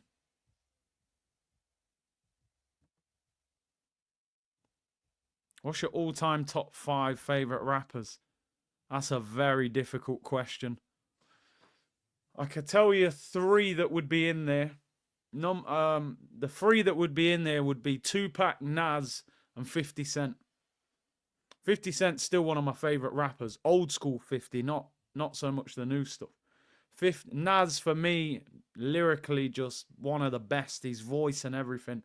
Tupac's one of my favourites. Then the others, Some of my favourites are not even the biggest rappers. Like Jada Kiss is one of my favourites. Cameron's one of my favourites. You know? DMX is one of my favourites. Biggie Smalls. I'd probably have to name more than 6 or 7, to be honest. Nah, not P. Diddy, that is for sure. I think people wrote most of his lyrics anyway. Nah, Game wouldn't be in my, not even in my top 10. But I did like the documentary album. It was a great album. Lewis Skelly. What are we doing here, man? We look a mess. We look a real mess. Nice Jada, 2 back on Styles P. Yeah, quality rappers. Method Man, yeah, I was a big fan of him. Oh, what are you doing, Trossard? There, they can't even control the ball. Prodigy, yeah, Mob Deep.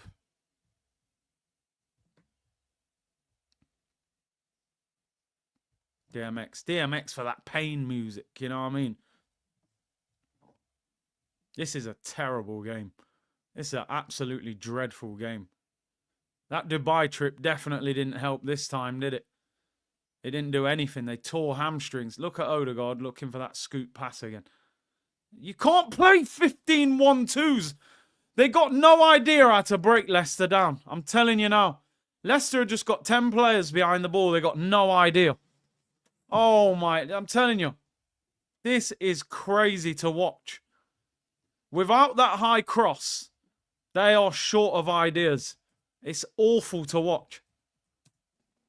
Look at the state of Trossard as well there.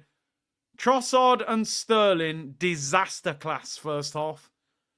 I'd take both of them off. But who? We've got no one else. Get them off. The scoop pass actually worked that time. What is Trossard doing there? Either volley it or pass it. What's he trying to do? He's drunk. Look at him. Oh, he's missed the ball. Oh, my days. He's absolutely look, snot out of the nose again, Odegaard. Oh, I thought Trossard tried to cut back. He went to volley it and missed the ball. Oh, my days. Wow. I have never, ever seen an Arsenal attack like this in my life. I would take Nicholas Bentner right now. I would take greasy-haired Shamak over this. Bring back Joel Campbell. I would play Gervinho over this Raheem Sterling that I'm watching today. Honestly, Theo Walcott, bring him back, any of them. Waneri, he's the exception. He's been top quality today. Them other two today, absolutely dreadful.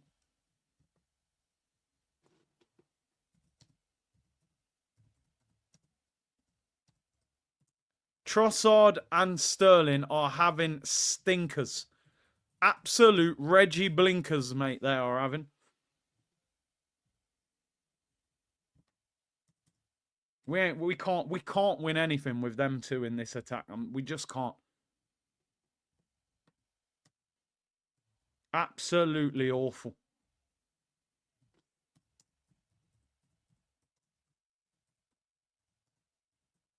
Yeah, there's another break in play. James Justin's down again, injured. This ownership, I'm sorry, is absolutely scandalous. We should have there should be a protest at the next home game. Like I don't understand.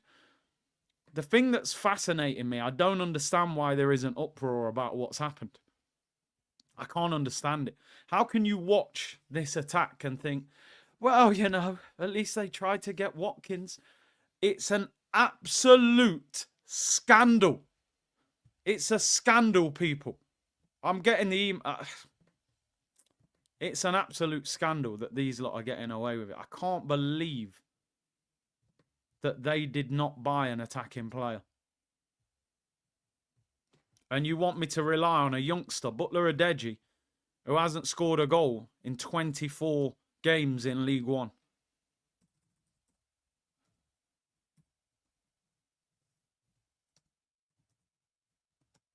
It's an absolute disgrace.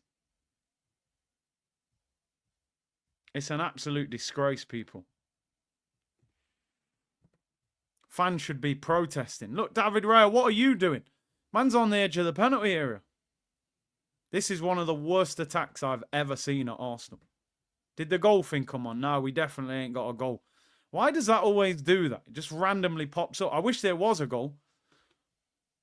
Are you a hater or a supporter? I'm a supporter, but I hate somebody ruining our football club. And that's what this owner is doing. So there's your answer. Don't watch Arsenal when trying to give up smoking, said CW Floyd. Aye. Don't smoke in the first place, bro. I've never smoked. Never. That's one habit I've always stayed away from. It's terrible. Franklin, big up for the super sticker. And we're whining. I'm looking forward to half time. We need to block their phone lines, bro. Honestly.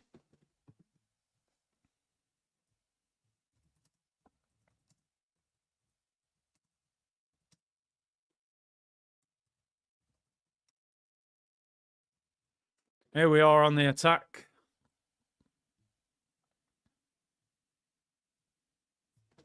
I can't believe how we're playing. Anyway, Waneri goes past him again, does brilliant. Pulls it back, it's blocked, it's a corner. Oh, but Dubai will help them. Yeah, good one. Dubai ain't doing nothing. Apart from Waneri, this is a snore fest. Absolute snore fest. Stop going to Dubai. Send them to the favelas. Bro, I said it. They should have been going to Russia. They should have been running up the mountains like Rocky in Rocky 4. Drago! They should have been shouting Drago in the mountains. Go warm weather training. It's good for your muscles. Havertz tears his hamstring. Okay. I can't wait for half time. We do have a corner though, folks. We do have a corner. It's high. Gabriel heads it across. It's cleared.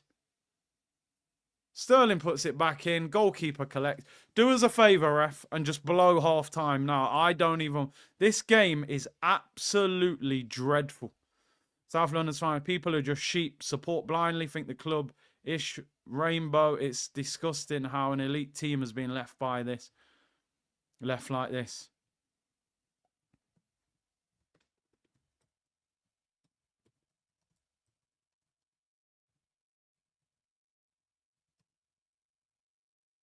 It's a disgrace.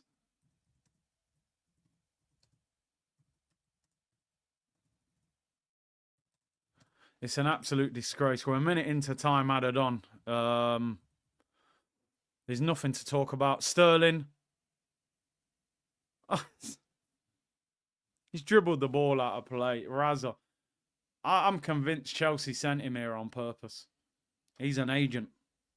He's an undercover agent. Raheem Sterling on the left, 30 years of age, multiple Premier League winner, dribbling the ball out of play, caught offside. 17-year-old on the other side is our best player. I mean, jeez, man, this game is absolute. Look, I'm starting to miss Havertz. That's what he'll do to you. I told you. I told you that's what will happen. They starve you that much, Arsenal. When they feed you, whatever you get, it looks like, oh, that's a good meal, that. Now people are going to say, people are going to tweet and say, oh, we miss Havertz up front. Because of how bad our attack is now. We don't miss Havertz. We just miss having a decent player. Leicester on the attack. It could get worse. It's blocked. They're still in here. Chip to the back post. Overhit. Vardy keeps it in. Minute till half time. Vardy, left-hand side. Rolls it in. Don't let him shoot. Oh, good block, Declan Rice. We win the ball back. Look, clear it upfield. We've got no one up there. Are we hanging on like it's the last minute of the game? What the hell is going on? Why don't we have an attacking player at the top end of the pitch? We brought the whole team back. We're awful to watch. Absolutely awful. Leicester on the attack. This is really bad. They've got the second worst defence in the Premier League. Cleared. No one up there! How are we going to score if no one's up there? You clear the ball, no one's there. Ball whipped in, Leicester shot! Oh, just wide indeedy. What am I watching? Ruud van Nistelrooy, you know, as manager. This team stinks. They should be protesting next week. Cowardly fan base, I'm telling you. They ain't got no backbone to fight. They'll just roll over and accept it. This is a disgrace. Even if we win this game, it's shocking. Absolutely scandalous what you're watching here. This game's awful. Absolutely awful. Just blow the half-time whistle. Put us out of our misery. Oh, what a terrible 45 minutes. I'm glad this is an early kickoff so I can go about my business for the rest of this Saturday. How can a title-challenging team be left with this attack? It's scandalous. That's the tweet.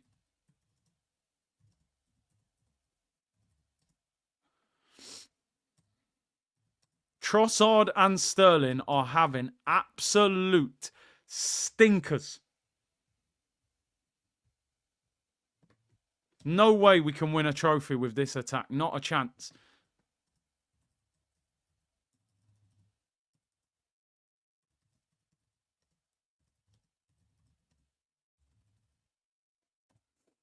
Yeah. Oh, my days. Absolutely shocking. Honestly. I'm lost for words. I'm lost for words. I don't recognise this football club. And people are going, he's second in the league, you're in the Champions League. Go and watch that 45 minutes and tell me if anybody believes Arsenal can win the Premier League or the Champions League with that attack. There's absolutely no chance of that happening. No chance. No chance. Sterling, oh my days. Wow. Wow. Wow. Wow. I would rather have got Reece Nelson. I'd rather play Reece Nelson than play Raheem Sterling. Honestly. And Trossard, them two are having absolute stinkers. And I mean stinkers, people. You know what I mean? Like, they are dreadful. I would rather put Gabriel and Calafiori up front. I'm actually not even joking. And just whip crosses in. And turn into Stoke City and see if they can score a header. They've been caught offside about 4 or 5 times. Sterling's dribbling the ball off the pitch when he's on the line. You're on the line, bro. You can only go in a straight line or right, and he's going left. And then Trossard, ball over the top, volley it, and he misses the ball completely. He misses the ball completely.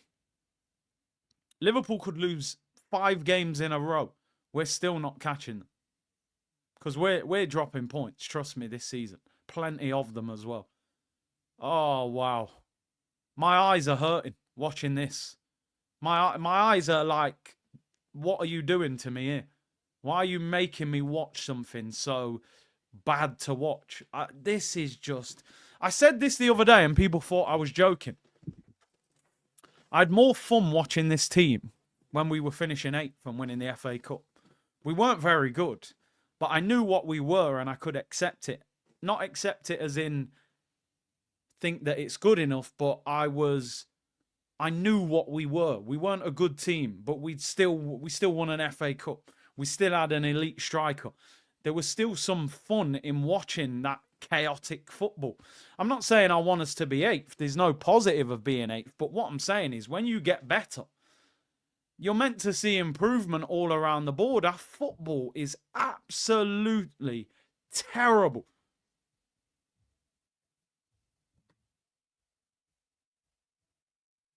We should be protesting against these owners. I'm sorry.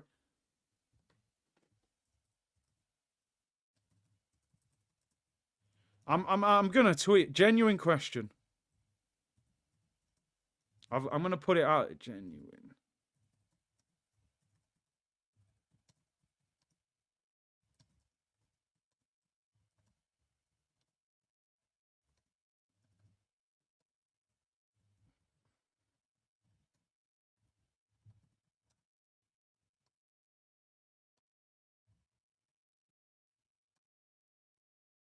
It's crazy. It's absolutely crazy. In terms of that first half, there's nothing to talk about. Apart from Waneri, excellent. The rest, just skip over it. If you've just turned up, you're thinking, what happened first half? Nothing. Write it off. Delete it. It was non-existent. Players that we didn't even think were good enough, I would take them over some of these players. Genuinely, I just can't believe what I'm watching. As we are just a community of like-minded people, or are Arsenal fans starting to give up? I've stopped going to every home game. I think, yeah, some have given up, but some of them just don't want to do anything or say anything, at least. Big up to you, bro. Alfred said, at least Gervinho was a fullback nightmare. He just couldn't shoot, but he could create. Our midfielder adds, our creative midfielder adds nothing but fancy flicks. Yeah, Odegaard's in a bad run of form, man. Joba, let's come together and we fly a banner already. One day we will actually make a stand and call out this ownership. Worst attack in the Prem.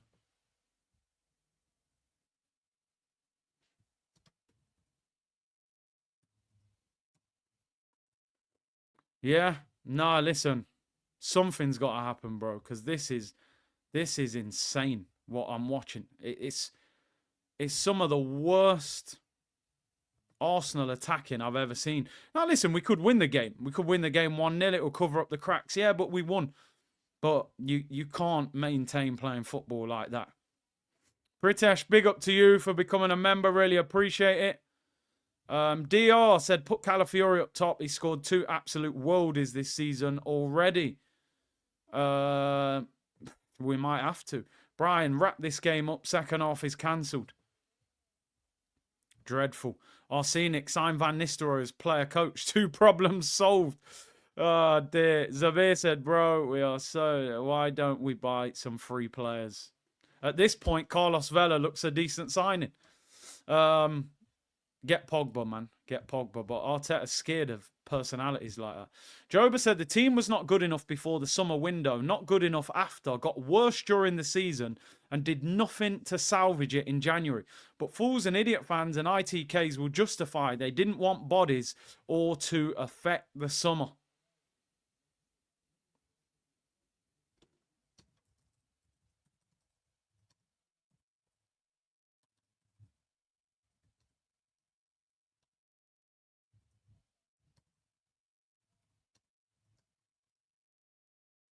Yeah, no, you're right. You are right. And we have got worse. We actually look worse than we did last season, really.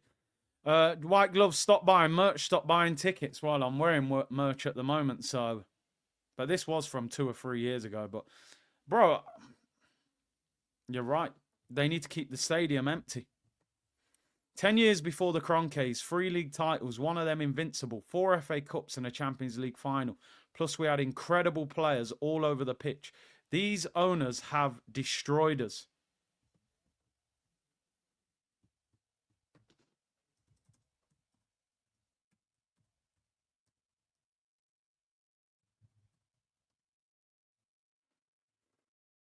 Yeah, I'm just looking at what people are saying online.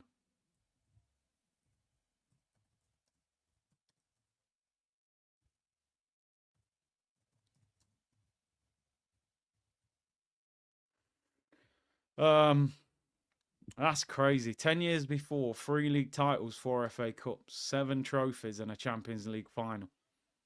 And now look at the state of us with these guys. They're pulling the soul out of the football club, genuinely. And people might think this sounds an exaggeration. It's not like as a club we're completely finished. We're not. We've got some good players. You know, we're competing at the top, but we're not winning. And we can all see what is needed to get over the finish line, and they won't do it. It's always the next window, the next summer, the next year, the next this, the next that. It's tiring, it's boring, it's draining, it's not enjoyable. It feels like a scam at this point. Worst attack in the Prem is not far off. Meanwhile, top Gooners, we've scored the 2nd most goals in the league. Always trying to justify it somehow, aren't they?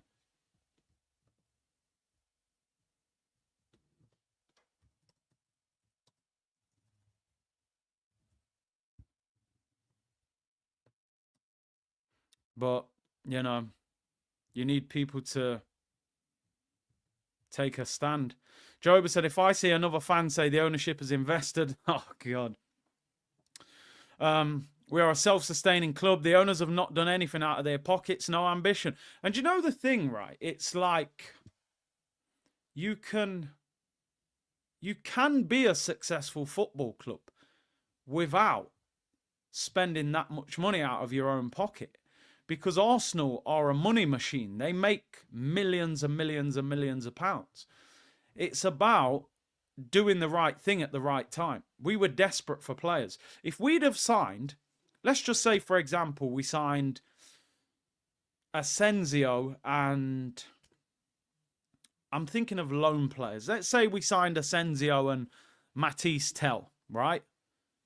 We'd be sitting here now going, it's not perfect, but at least you got a couple of players in that could have helped us. They did nothing. If they didn't sign anybody for money, but they could have got loan players in and still helped us. Like, they had no excuse. Oh, but we couldn't buy that guy for 80 million. Okay, why don't you get loan players in? But it's crazy. Message your guys, Leon Best and Balassi. We have a situation. Yo, Yannick's at Cruzeiro in Brazil, bro. He's doing really well over there. Leon Best is retired. He's a football agent now, to be honest. People say Odegaard leads by example. We're still trying to see it, bro. He-Man. Ulrich said we would be better with Eddie and Nketiah and ESR in the team. Honestly, like...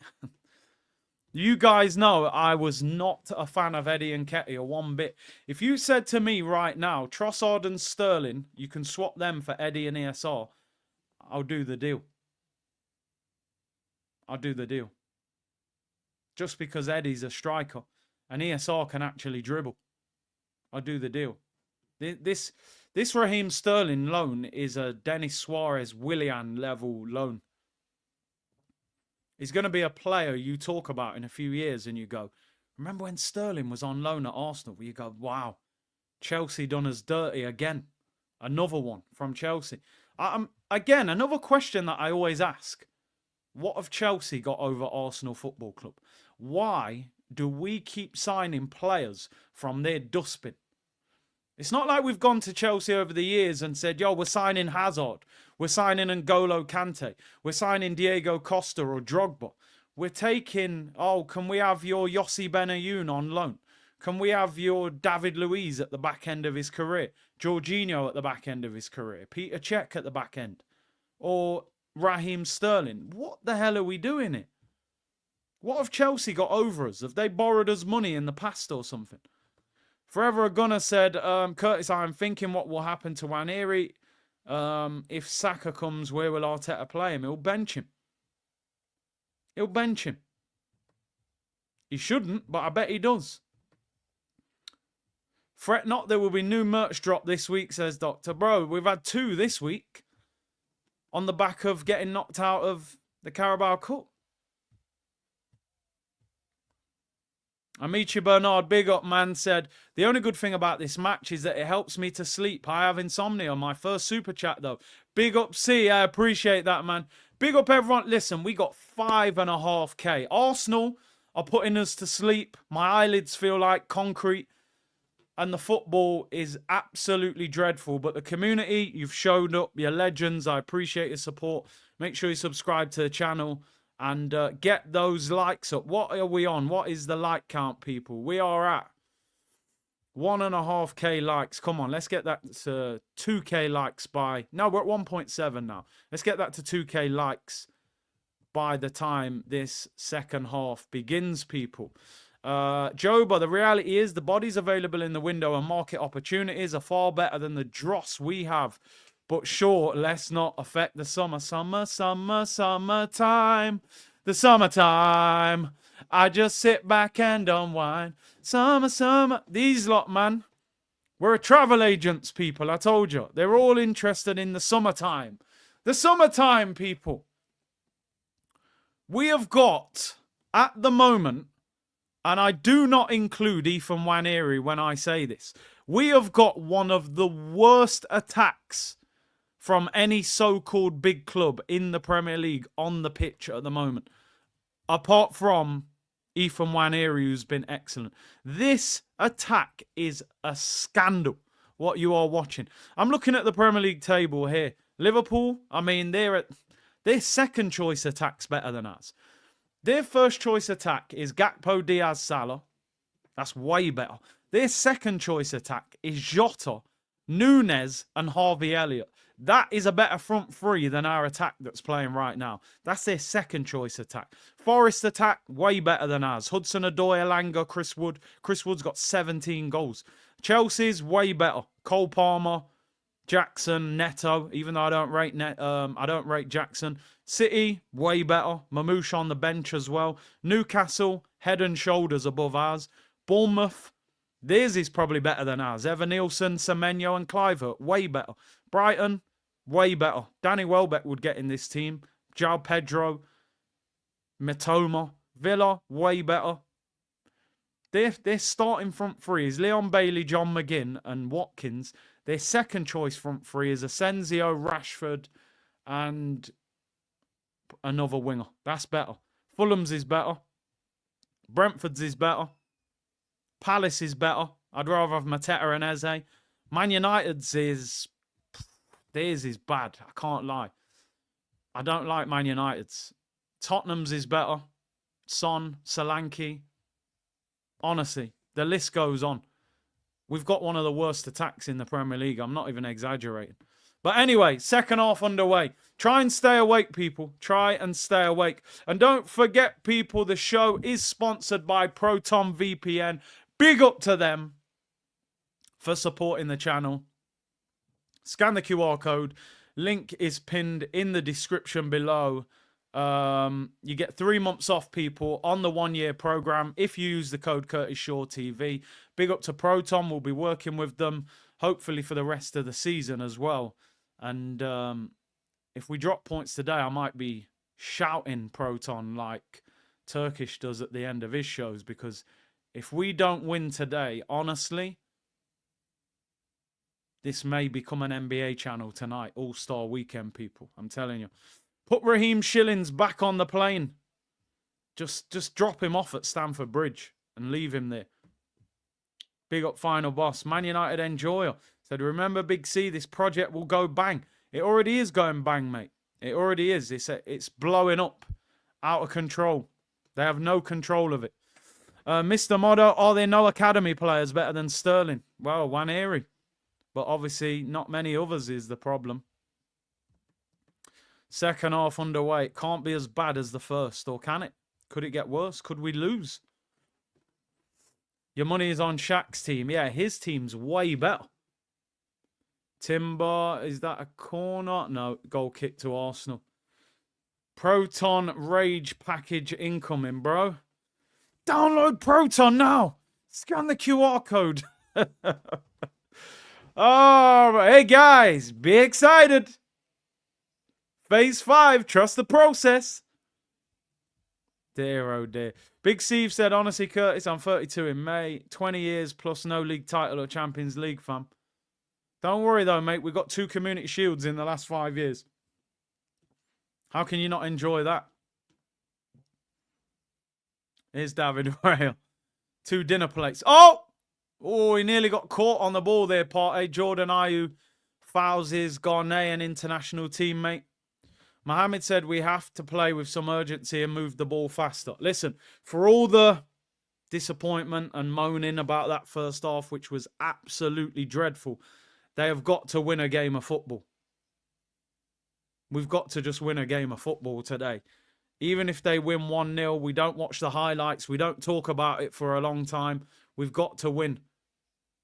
Trossard finds Timber on the right-hand side. I think you're spot on, Mohammed. We moved the ball too slow in that first half.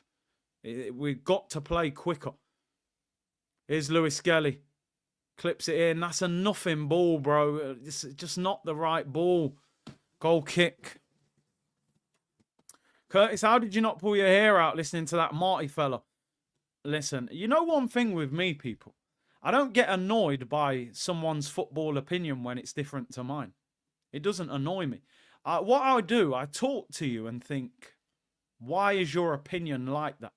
So when I did that show, I spoke to Marty before the show. I was like, why are you so, he still thinks we can win the Champions League and this, that, the other. I'm like, why? What's your reason? And he's got his own reason. We're 1-on-1. Declan Rice. Sterling. What is that, Declan? Declan Rice. Sterling was unmarked and he gives in some bobbly rubbish pass and the opportunity is wasted. How does this manager think that Declan Rice is a number 8? And now Leicester on the attack. Jamie Vardy, it's blocked. I told people, this guy Rice is not an 8. I thought we had a 2 against 1. All Rice has got to do is roll Sterling in. He's unmarked. And he bobbles it to him. Come on, Odegaard. Come on, Sterling, what you got? Trossard, please get onside. You look offside. You've just run into him, Raheem. Raheem, the dream. Raheem, the nightmare. Oh, my days. Honestly. Look, Rice, Declan Couscous, and Raheem Shillings. Oh, my days. What am I watching? How can Rice not... Look at the state of that ball. You played it behind him. And then Sterling's running into people. Oh, was that a foul on Sterling? I don't know. We are dreadful.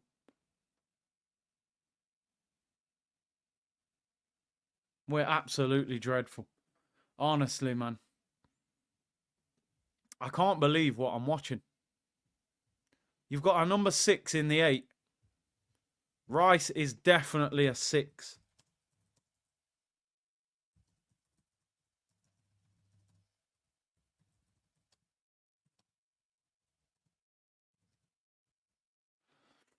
His final pass and his finishing ability, Declan Rice, is not good enough to be an 8. 8s have to score chances and pick out passes. He can't. Cole was saying it was a pen. So why is there no VAR check on it then? I don't get it. I don't understand it. That Dubai trip hasn't gone great, has it? People, subscribe to the channel. 5,000 of you in the chat. Big up to everyone locked in, man. We do what we can do. Big up the final boss. Imagine your make-a-wish is meeting one Arsenal player and Rice rocked up playing. Oh, God. Oh, dear. Now, Rice is a cool guy, though. And I do rate Declan Rice as a player. I have no problem with him as a player. Rice is a defensive-minded player.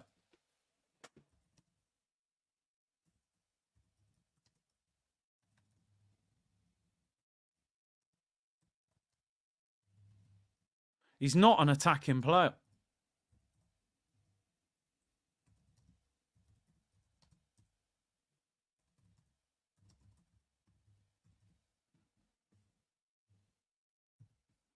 Here's Sterling. He's having an absolute stinker. The best thing Sterling can do is just win a throw-in or a corner. Just kick the ball off the defender's leg and win a corner.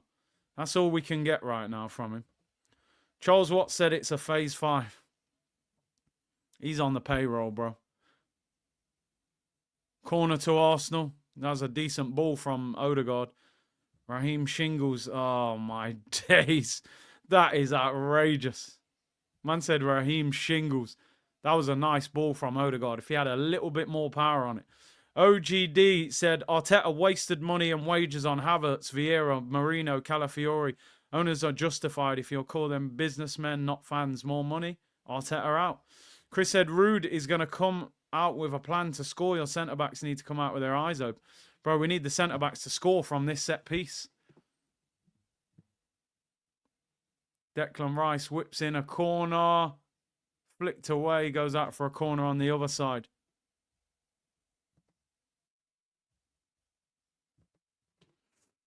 This could be our only hope of scoring.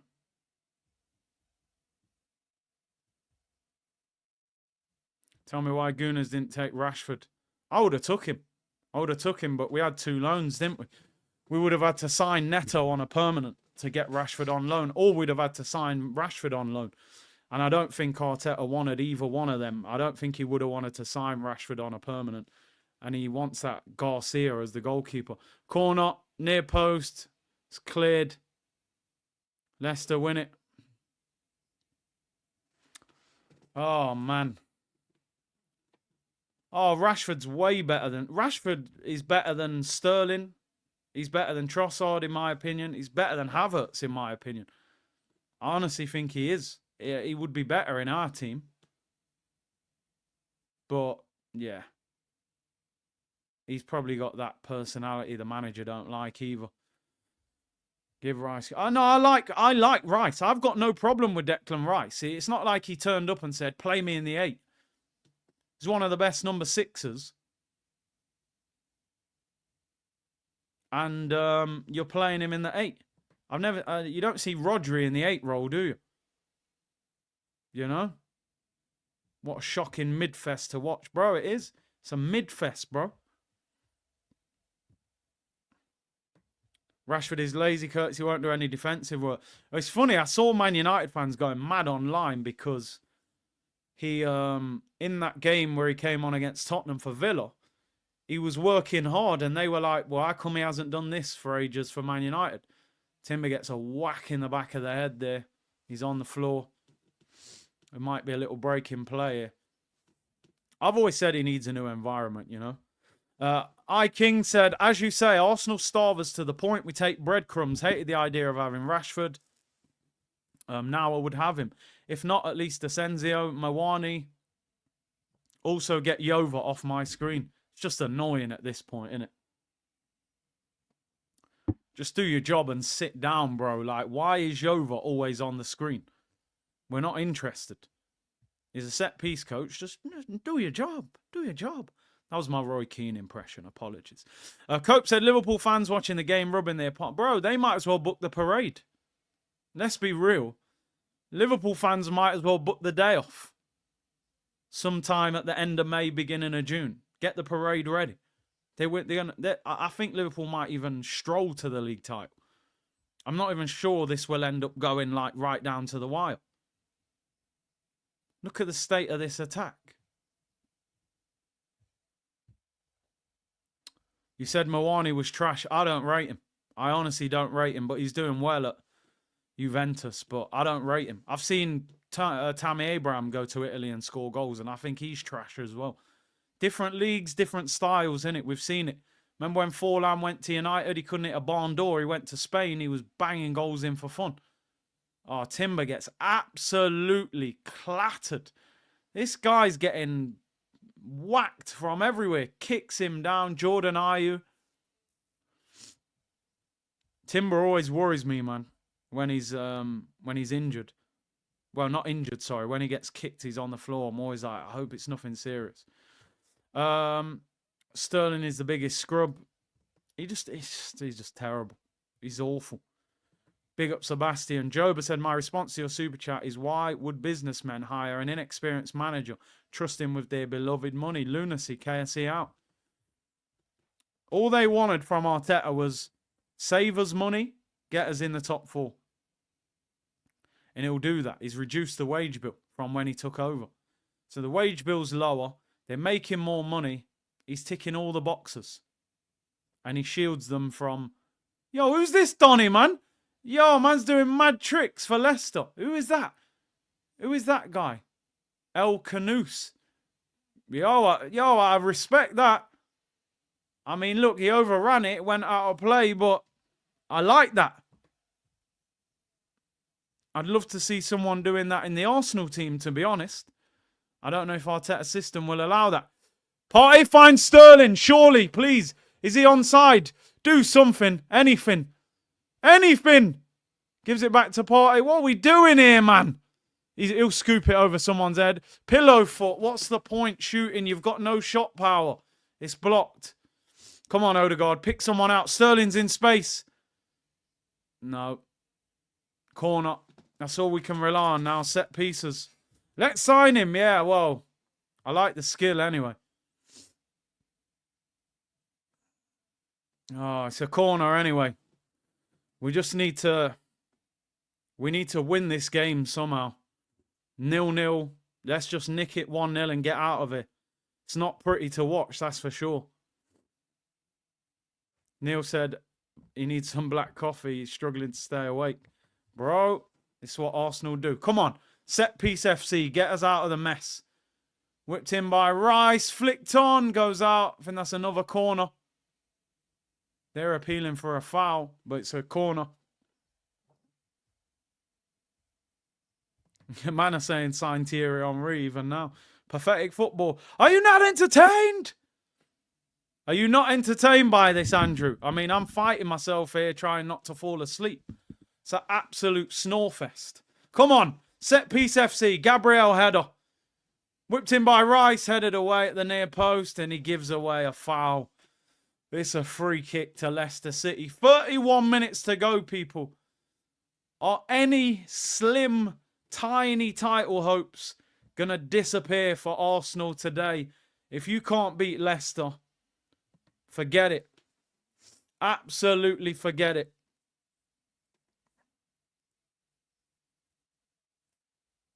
Arteta didn't even play for Spain. Yeah, because they knew he wasn't good enough, bro.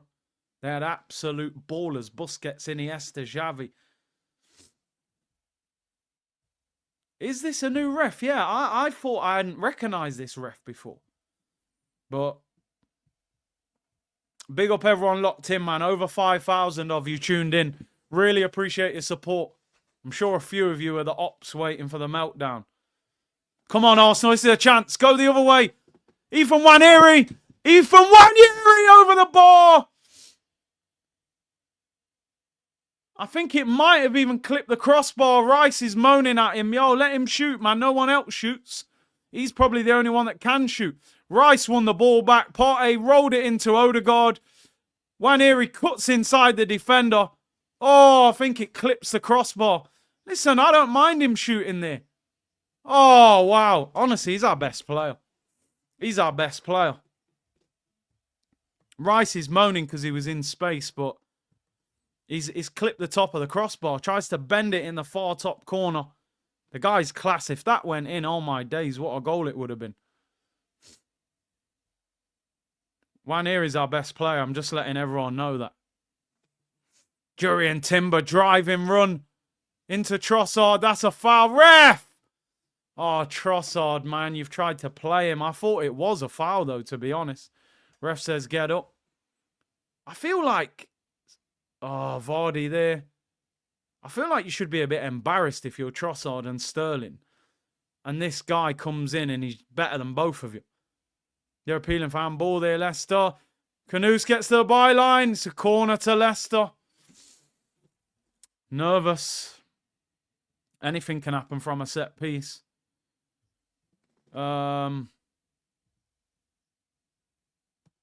At the end of the day, if he gives it to Declan Rice, he's probably not going to score anyway. He's not exactly great in possession or great going forward, is he? So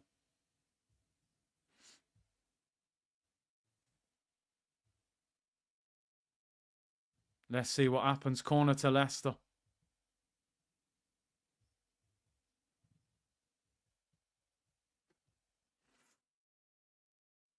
Partey, you're not even looking at the ball, bro. Man's crossing it in. He's not even looking at it. Jordan Ayew whips it in. It's dangerous. Up in the air, headed away by Timber. Jeez, that was a good cross. Remember, I want to remind everyone, Leicester have got the second worst defence in the Premier League. And we're currently 0-0. What changes would you make off the bench? Honestly, I would honestly play Tierney left wing over Sterling. What I've seen today. Just get on the outside and whip a crossing. It's going to be more useful than what Sterling does. Leicester on the attack. Raya collects it. Maybe he just got a throw. I mean, do you play Butler up there? I don't know. I honestly, I wouldn't have no problem throwing Calafiori up top. People think I'm joking. Central Calafiori. Put him up top and just whip crosses in. Oh, what are you? Oh, Lewis Skelly kicks out of play. Ah! J20 or Zinni. Is there any point? At this point, I don't even know. I would genuinely put a centre-back up top. That's the stage this club have got me at. I'd put a centre-back up top like we're playing Sunday League football and I'm throwing someone up there and just whipping crosses in. It's a joke. It's an absolute... It's a disgrace, guys. It is a disgrace.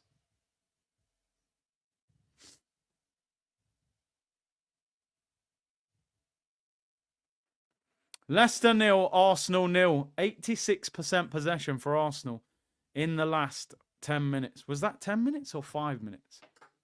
5 minutes. 0-0. Surely we find a way. Odegaard, 3 players around him. Arsenal win a corner. We're starting to get a little bit more pressure on Leicester now. Set piece FC, hopefully to the rescue. Coleman settings. That's a foul, free kick to Arsenal. They took it quick. Yeah, I'm sure this is a new ref. I don't recognise him. Waneri wins the free kick. Been our best player by far. Look at the turn he's done on him there. Honestly, he's embarrassing some of these Arsenal players. He's a great... He's putting in a great performance. Some of these players should be embarrassed. If I spoke to these players after the game, I'd be like, listen, what are you guys doing? Experienced international players doing nothing. Free kick to Arsenal. Odegaard over it. About 10 yards in. 10, 12 yards in from the corner flag. So it's a really good crossing opportunity. Ethan, the 17-year-old, is our only player with threat. You're right, bro. You're right, Sebastian. Can we score from a set piece, though? Gabriel. Soon as we get a set piece, they zoom in on Gabriel. Yeah, I would put Tierney left wing over Sterling. Just get down the line and whip across it. Come on. 25 minutes to go. It's a must-win game. We have to win. We can't be drawing with Leicester. Odegaard whips it in, headed away, comes out edge of the box. Sterling rolls it to Waneri. I mean, look at that there. Sterling, the ball comes out to Sterling. He didn't even look like he knew the ball was coming to him. And then he's giving it to Waneri. Take responsibility yourself. You're meant to be a top player. Look at it. He can't even kick the ball, man. Get him off the pitch. Get Raheem Sterling off this pitch. He can't kick the ball with power. Vardy against Partey. Partey does well to recover there. The state of this guy, Raheem Sterling, today is on another level. Stitched him up there, Timber. Leicester have the ball. Shot. Saved by Raya. Timber's pass was short. Odegaard got clattered. Arsenal have possession. Declan Rice on the halfway line. Just give it, man, Rice. You ain't a number 8, bro. Rashford on loan would be a dream right now. Bro, I'm telling you. They'll starve us long enough to the point where you take anything, people. I say it all the time. Waneri gets past him, whipped in. Nobody there. No one's moving. He's getting past his fullback every single time.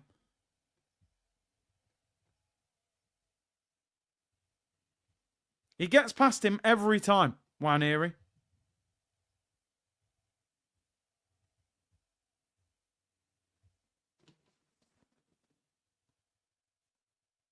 Here's Martin Odegaard. Odegaard, 25 yards. Why does he not shoot, man? Why did he not shoot? Sterling, please, anything. Nothing. Absolutely. Get this guy off the football pitch. Put him in an Uber and send him to Stamford Bridge. Even if they can't, the deal says he can't go back, just send him back. We'll continue to pay the wages. We don't even want him. It's like taking back a shirt that you've bought. They say, yo, you can't get the money back.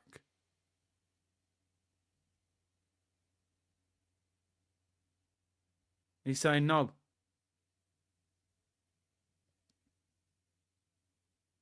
Sterling's been absolutely dreadful. He's off. Yep, Sterling off, Marino on. Sterling off, Marino on, people. He's been absolutely dreadful. I don't know what the system's going to look like now, but... Trossard, look, they can't kick the ball. Why is our football made out of concrete? Why can't we kick a ball with power?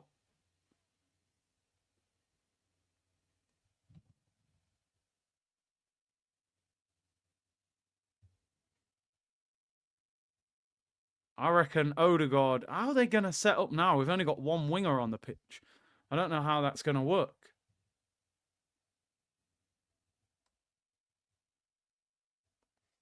How are you? I'm all right, man. I'm good.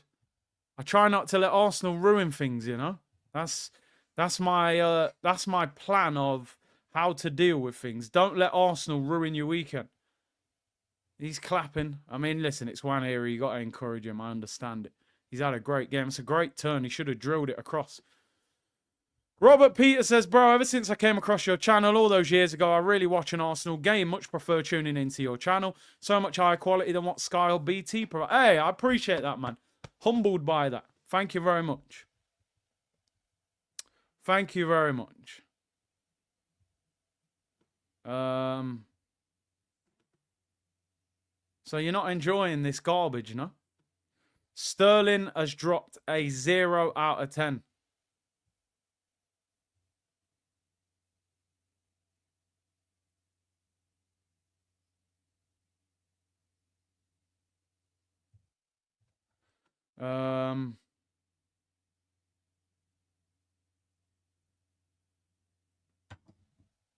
Oh, the banter's running already.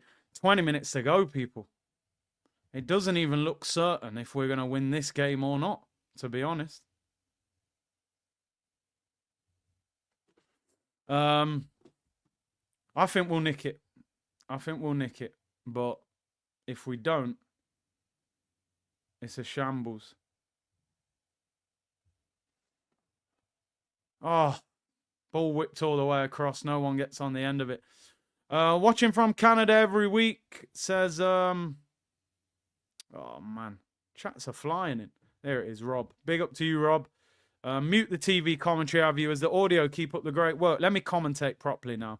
I'm getting all sorts of messages already. DJ Valentine, the fact a 17-year-old is the only one trying is inexcusable. His coach will yell at him for trying while these vets do nothing. Trossard playing, Sterling, Odegaard, no. Get the likes up, people, and subscribe. Get those likes up. Big up to everyone locked in. Can Arsenal score? 19 minutes to go as Vardy clatters into Timber there. You know what Vardy's like, bro? He came from non-league. That guy don't play. He'll kick you down. To be fair, he won the ball. I think the studs were up a little bit as he won it. 2.1k likes. Big up your damn selves, man. Legends. Legends, legends, legends. Let's give 5 memberships to the community. Big up your damn selves. You lot have shown up. It's only right we give something back, right? Over 5,000 of you for a game that's pretty dreadful is elite support, people. Elite support. Oh, given away by Partey. Jordan Ayew. Partey's been poor today. His passing's been... He's going to get done. Drilled across. What a clearance at the back post. Lewis Skelly puts it out for a corner. Oh, my days. We're embarrassing ourselves here. I feel embarrassed at the moment. This is embarrassing. This is painful to watch. This is absolutely disgusting. Apparently, Marino is being put up front and Trossard's moving to the left. Marino up top, you know.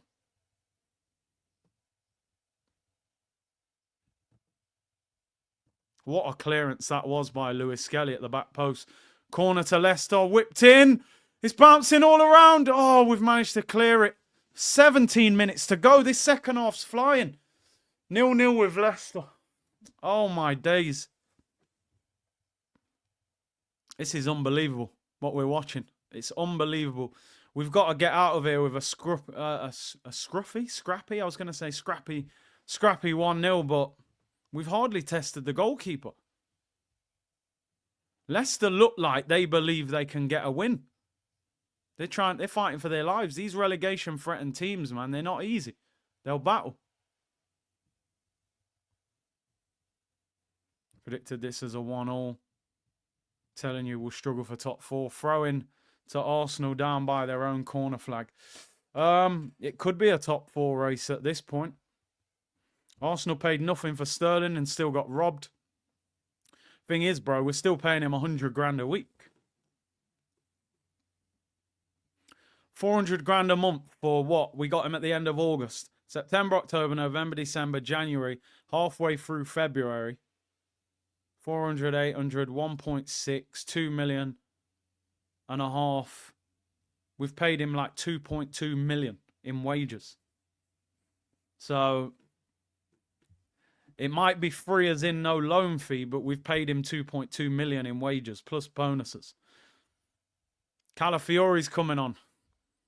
The fact we're bringing on midfielders and defenders to try and score goals shows you this club is an absolute in the dumps at the moment. Jorginho on for Partey. And I don't know who Calafiori's coming on for. Who's he going to bring on for Calafiori? Or off? Lewis Skelly. He's probably just saved us from complete and utter embarrassment. Because that guy would have scored at the back post. It would have been a tapping. Dear, oh dear. Calafiori on for Lewis Skelly and Jorginho on for Partey. 15 minutes till this absolute horror show of a football match ends. It's awful. I've never seen a major football club in a situation like this. You're putting a midfielder up top. Come on, come on. Deckers, pick him out, man. Waneri, what you got? Take him on, go on your right. The angle's against you. Oh, he's at the post, has he? Oh my days, Waneri's such a baller, man. How's he got that much shot power in his weaker foot? And Sterling, Trossard, Odegaard, they can't even shoot with their strong foot. When he was hitting that, I'm thinking, that's a tough angle. Look at the power. Whacks it onto the near post. Oh, man, he's got so much shot power, man. It's actually embarrassing how much better he is than our other attacking players at 17 years of age. Corner to Arsenal. Waneri to take it. Will set piece FC come to the rescue. We got a lot of height in there. Marino, Calafiori, Rice. It's up in the air. Headed away. Why do we always foul people from set pieces? Stay away from them. Trossard has been absolutely awful. So bad. Kevin said we should have went with a front 2. Yeah, he's sticking with the same system. Jeez, I'm getting raided. There's a knock at the door. I think I got a delivery. One.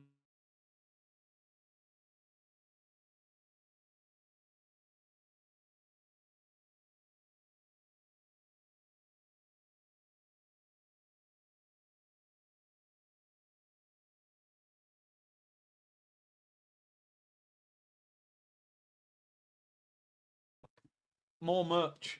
Nah, not merch, people. Not merch. Not merch. They always say merch, right? Nah, no merch. They bang at the door so loud, yeah. I feel like the door's being kicked off. Anyway. Create a red strike. We need it. We need it. Also an average team who have benefited from rivals' downfall, Chelsea, Man United and City. Yeah? Yeah. Trust me, we have. Did the goal thing come on again? Just does it by its own choice now. Come on, Rice, slip the pass. Give it him. Look, what are you waiting for, man? I don't ever want to hear people tell me Declan Rice is an 8. He can't pass. He can't pass like an 8. What is he waiting for? Trossard's in space. You're delaying it, and then he bobbles it into the floor. Look, now Calafiori's doing the snot stuff as well. Awful, man. We are absolutely dreadful to watch. End the season, man. End it. Just give us top 4 and end the season. We ain't doing nothing this season. Liverpool, book the parade, man. Rice is a 6, not an 8. And Odegaard is an 8, not a 10. How can Arteta think that Declan Rice is a number 8? What does he do well that a number 8 does? Is his passing great? No. Is his shooting great? No, he don't really score many long shots. It doesn't make sense. Oh, that James Justin's got a boot on, one of them protective boots. It's absolutely... It's getting worse, this, isn't it? Like, we surely can't draw to Leicester, man. Big up to everybody locked in. I appreciate all of your support. Dubai was not a successful trip this time. Yeah, he said, big up Curtis Love from Somalia. Big up, man. We're worldwide, people. Oh, Leicester on the attack. Tackle him, man. Yeah, we got it, Jorginho. Rolls it to Odegaard. He needs people in front of him. When he looks up, he needs to see a pass. Timber, great first touch. That's a disgraceful challenge. Odegaard, man. Stop turning around. Come on. Come on, man. Calafiori. Trossard on the overlap. Here's Jorginho. Whips it in. Rice, you got to get there, Deckers. Timber. We don't want to shoot. Waneri whips it in. Great ball. Mikel Merino! Vamos! We're hanging on, people! Merino with the goal! Ethan Waneri! He eats paella, he drinks Estrella. The boy is magic! Come on! Dan Marino, San Marino, Mikel Merino! Yes! 1-0 to the Gunners. Great ball in by Ethan Waneri. And Merino heads it into the bottom corner. Vamos! We're not going to win nothing, but we'll try. We've got to try, you know. Mikel Merino with the goal. It had to be Ethan Waneri with the assist. He's been brilliant. Great ball in. He's onside. Perfect ball. Lovely header. And Mikel Merino gives Arsenal the lead. It's scrappy. Yeah, always rated him. I've always rated him. Who called him San Marino? He's definitely onside. He eats paella. He drinks Estrella. The boy is magic. Mikel Merino. Great sub. Merino might be better up front.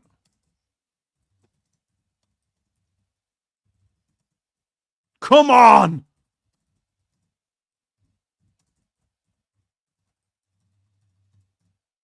Come on now. We need a second. I never feel comfortable at 1-0. Merino up top, people. Come on! Let's do this. Aye, feels good. We need another goal. I don't like 1-0. Yet again, Hale ends saving Arteta.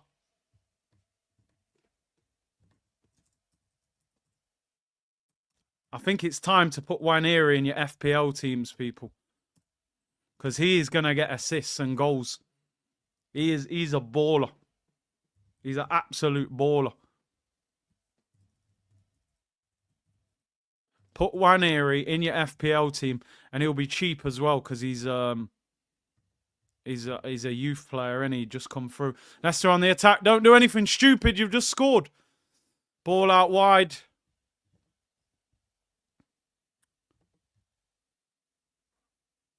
Ball whipped in, back post. Leicester. Oh, it's cleared. At least your honest pal Ty will still say good. Will still say good. But big up for the super chat. Curtis always believed in MM9. Mikel Merino 9, you know. He might be a better striker than midfielder. Midfield, he's been awful. David said I was complaining about him to my girlfriend, but always rated him. We've always rated him, guys. Always rated Marino. Mohammed, big up, bro. 20 new members, man. Everybody, hopefully. Nah, not everybody, but a lot of you will be members by the end of this season. Welcome to the new members. Big up, Mohammed. Also on the attack again. Calafiori, oh, his cross is blocked. Good defending there. Marino, my striker, always rated him. Yes! I was thinking, I am literally 10 minutes away from the ultimate meltdown. You're going to lose to or draw to these lot.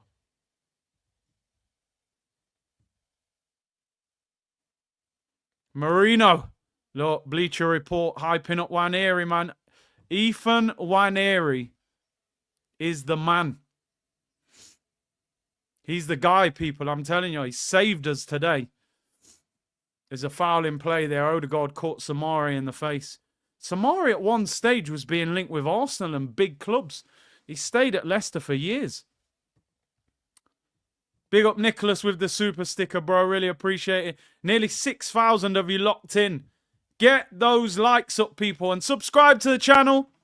Subscribe to the channel, people. Don't forget we're sponsored by Proton VPN. Link in the description. Scan the QR code. Use the code CurtisShawTV for 3 months free on the 12-month plan. Big up to Proton. I think you know who the man of the match is going to be. He's been the best player on the pitch throughout this game today. But we've still got some defending to do. Leicester on the attack. And he's fouled there. Mavididi used to play for Arsenal, man. Go easy on us. Go easy on us, man.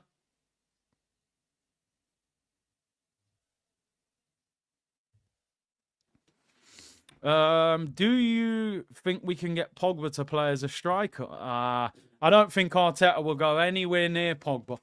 Marino, I think that's our striker, guys. Yeah, Giroud vibes. Marino Giroud.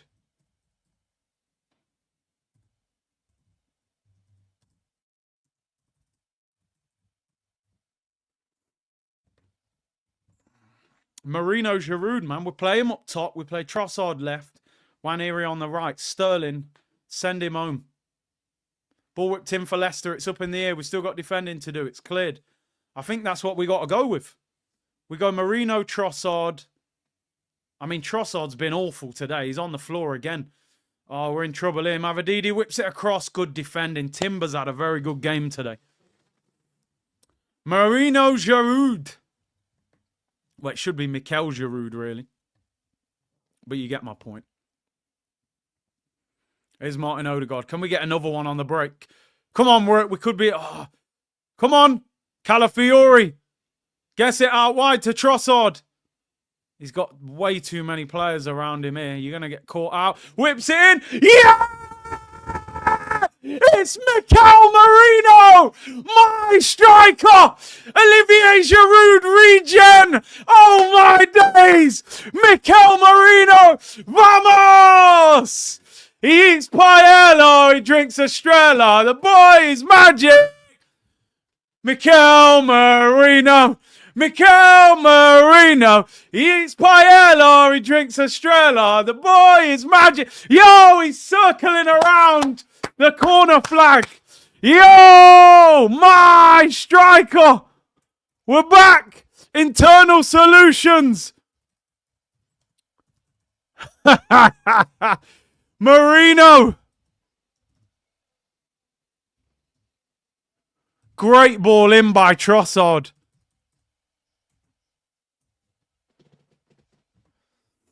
What a finish that is, by the way. Oh, my days. He's finished that like a striker of 20 years. Side foot volley, bottom corner. Jeez!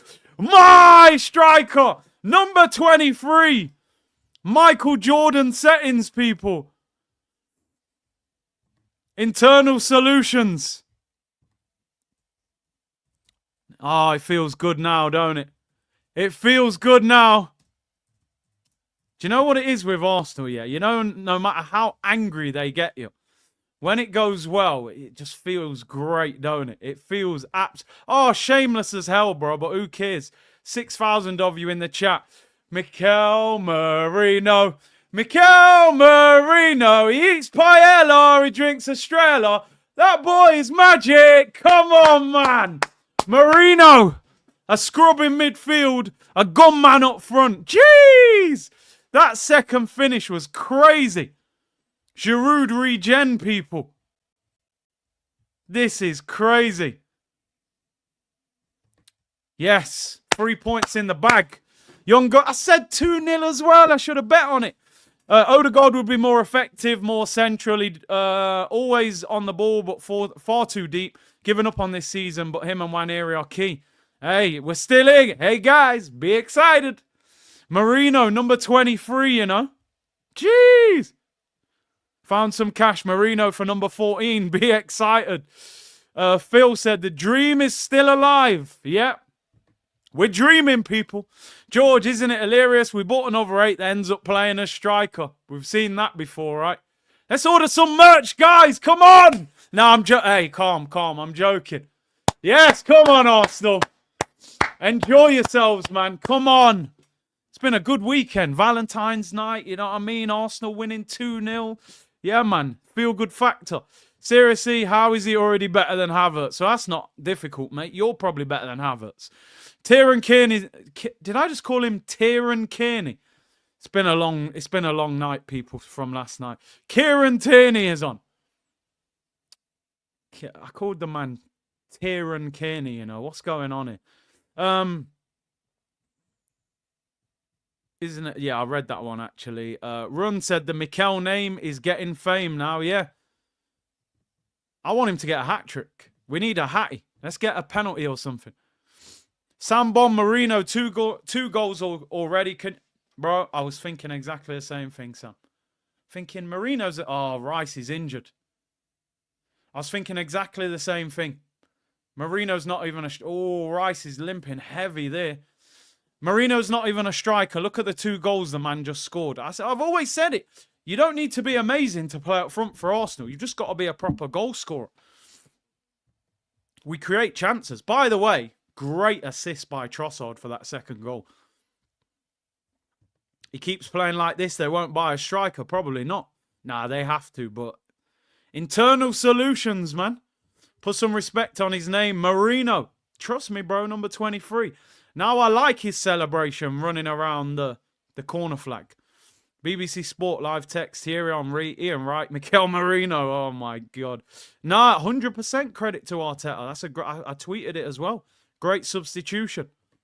From Spanish bus driver to our gunman striker. I've always rated the lad. I've said what a player he is. Oh dear. Yep, Tieran Kearney. What a name.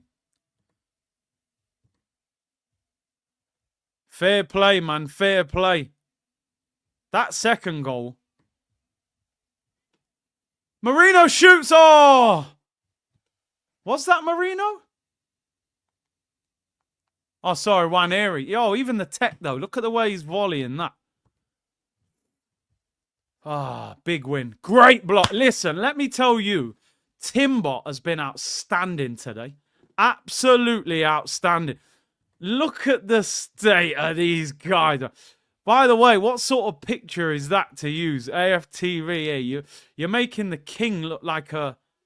He looks like a madman. Look at this picture that they've put up. Henri giving the crown to Marino. You're doing the king dirty there. His eyes closed and everything.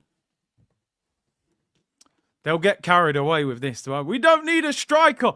Honestly, imagine if we won the league with Marino up front.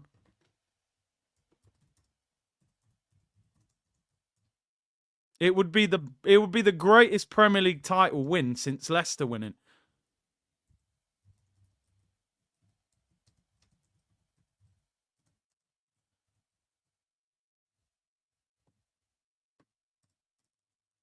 Timber is a beast, mate. What a player. Great defender, honestly. Man of the match got to be from Nwaneri. Don't mess about. Standard. Got the man of the match. Green screen deserved. What, Mikel Merino? Oi. We'll see. Let's see. Listen, I say this all the time to people, you know. Embrace the shamelessness. People think it's, oh, you should be ashamed, you're shameless. Embrace it. Enjoy it. It's part of football. 2 weeks ago, I said Merino runs like he's running backwards through cement. Now, internal solutions. You're like Giroud. Green screen. Celebrate your goals. I'm running around corner flags. The game's the game, people. The game is the game. The game is the game. 4 weeks away probably from Martinelli. I would say 6 or 7 weeks away from Saka. Jokes aside, that was 2 quality finishes. Second goal. The second goal is outstanding.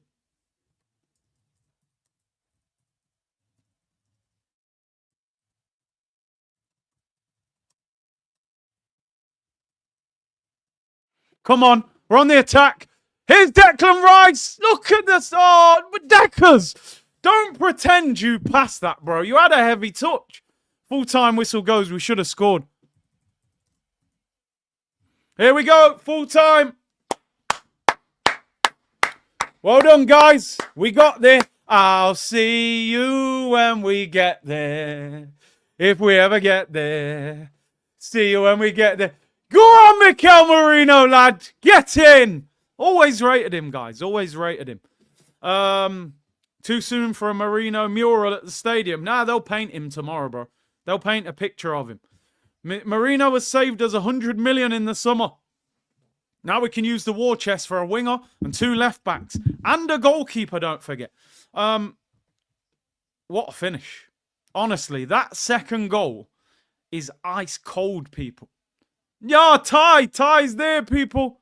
I just seen Ty with the headphones on and the hat. Big up Ty, man. Big win. Big win. Go on, Merino. Go and get your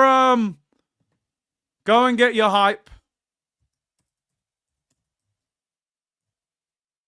Big win. Performance wasn't great. We know it. 75, 80 minutes. We were average at best. But it's a big win. Big win for the team. Well done. Listen, well done. Mikel Merino double. For anybody that's just tuned in. And listen, fair play to Mikel Arteta. He takes off Sterling, who had an absolute horror show performance. He brings on Merino, puts Merino up front, and moves Trossard to the left. Nwaneri crosses it in. Nwaneri heads it into the bottom corner. No, what did I say? Yeah, Nwaneri crosses it in. Merino heads it into the bottom corner. And then Trossard puts in a great ball. He didn't play great, but puts in a great ball with his left foot. And Merino, back post, side foot volley on the bounce, side foots it into the near post bottom corner. Like a proper striker's finished. Into the bottom corner. He's running around the corner flag doing that celebration. And I'm just like, imagine if we had a prolific striker. But listen, fair play. I think this is the internal solution. I think Merino is our striker for the time being, people. Merino up top. Trossard on the left. Ethan Nwaneri. By the way, people, let me end that timer quickly. Ethan Nwaneri today. Your family should be very proud of that performance, genuinely. 17 years of age. He was the best player on the pitch all game.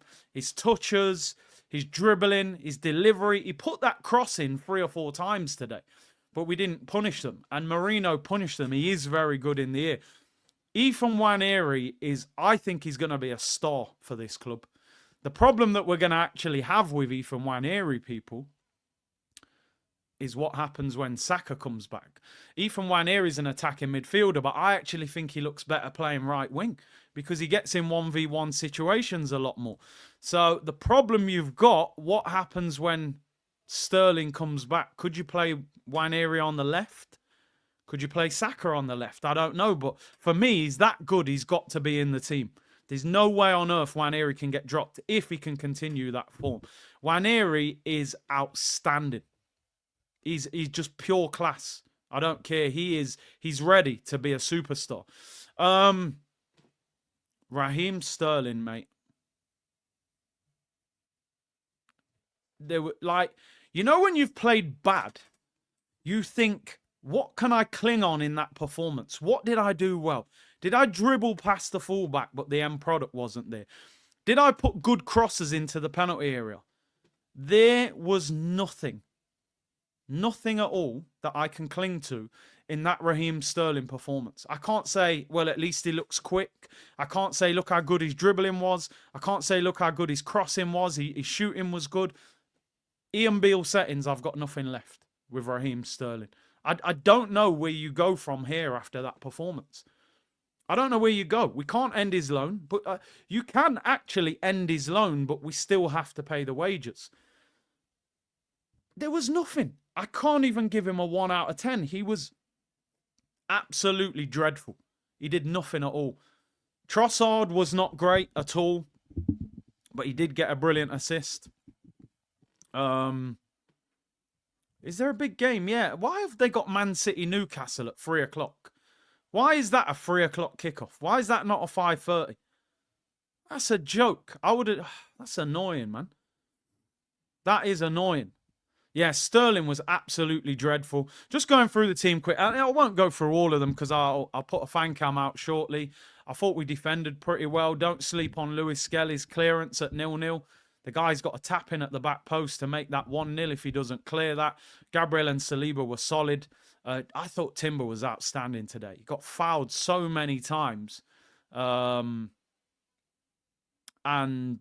he's just an animal considering he's done ACL. Partey, I thought, was below par today. Rice is just not a number 8. Not a number 8. I'm sorry, he's not.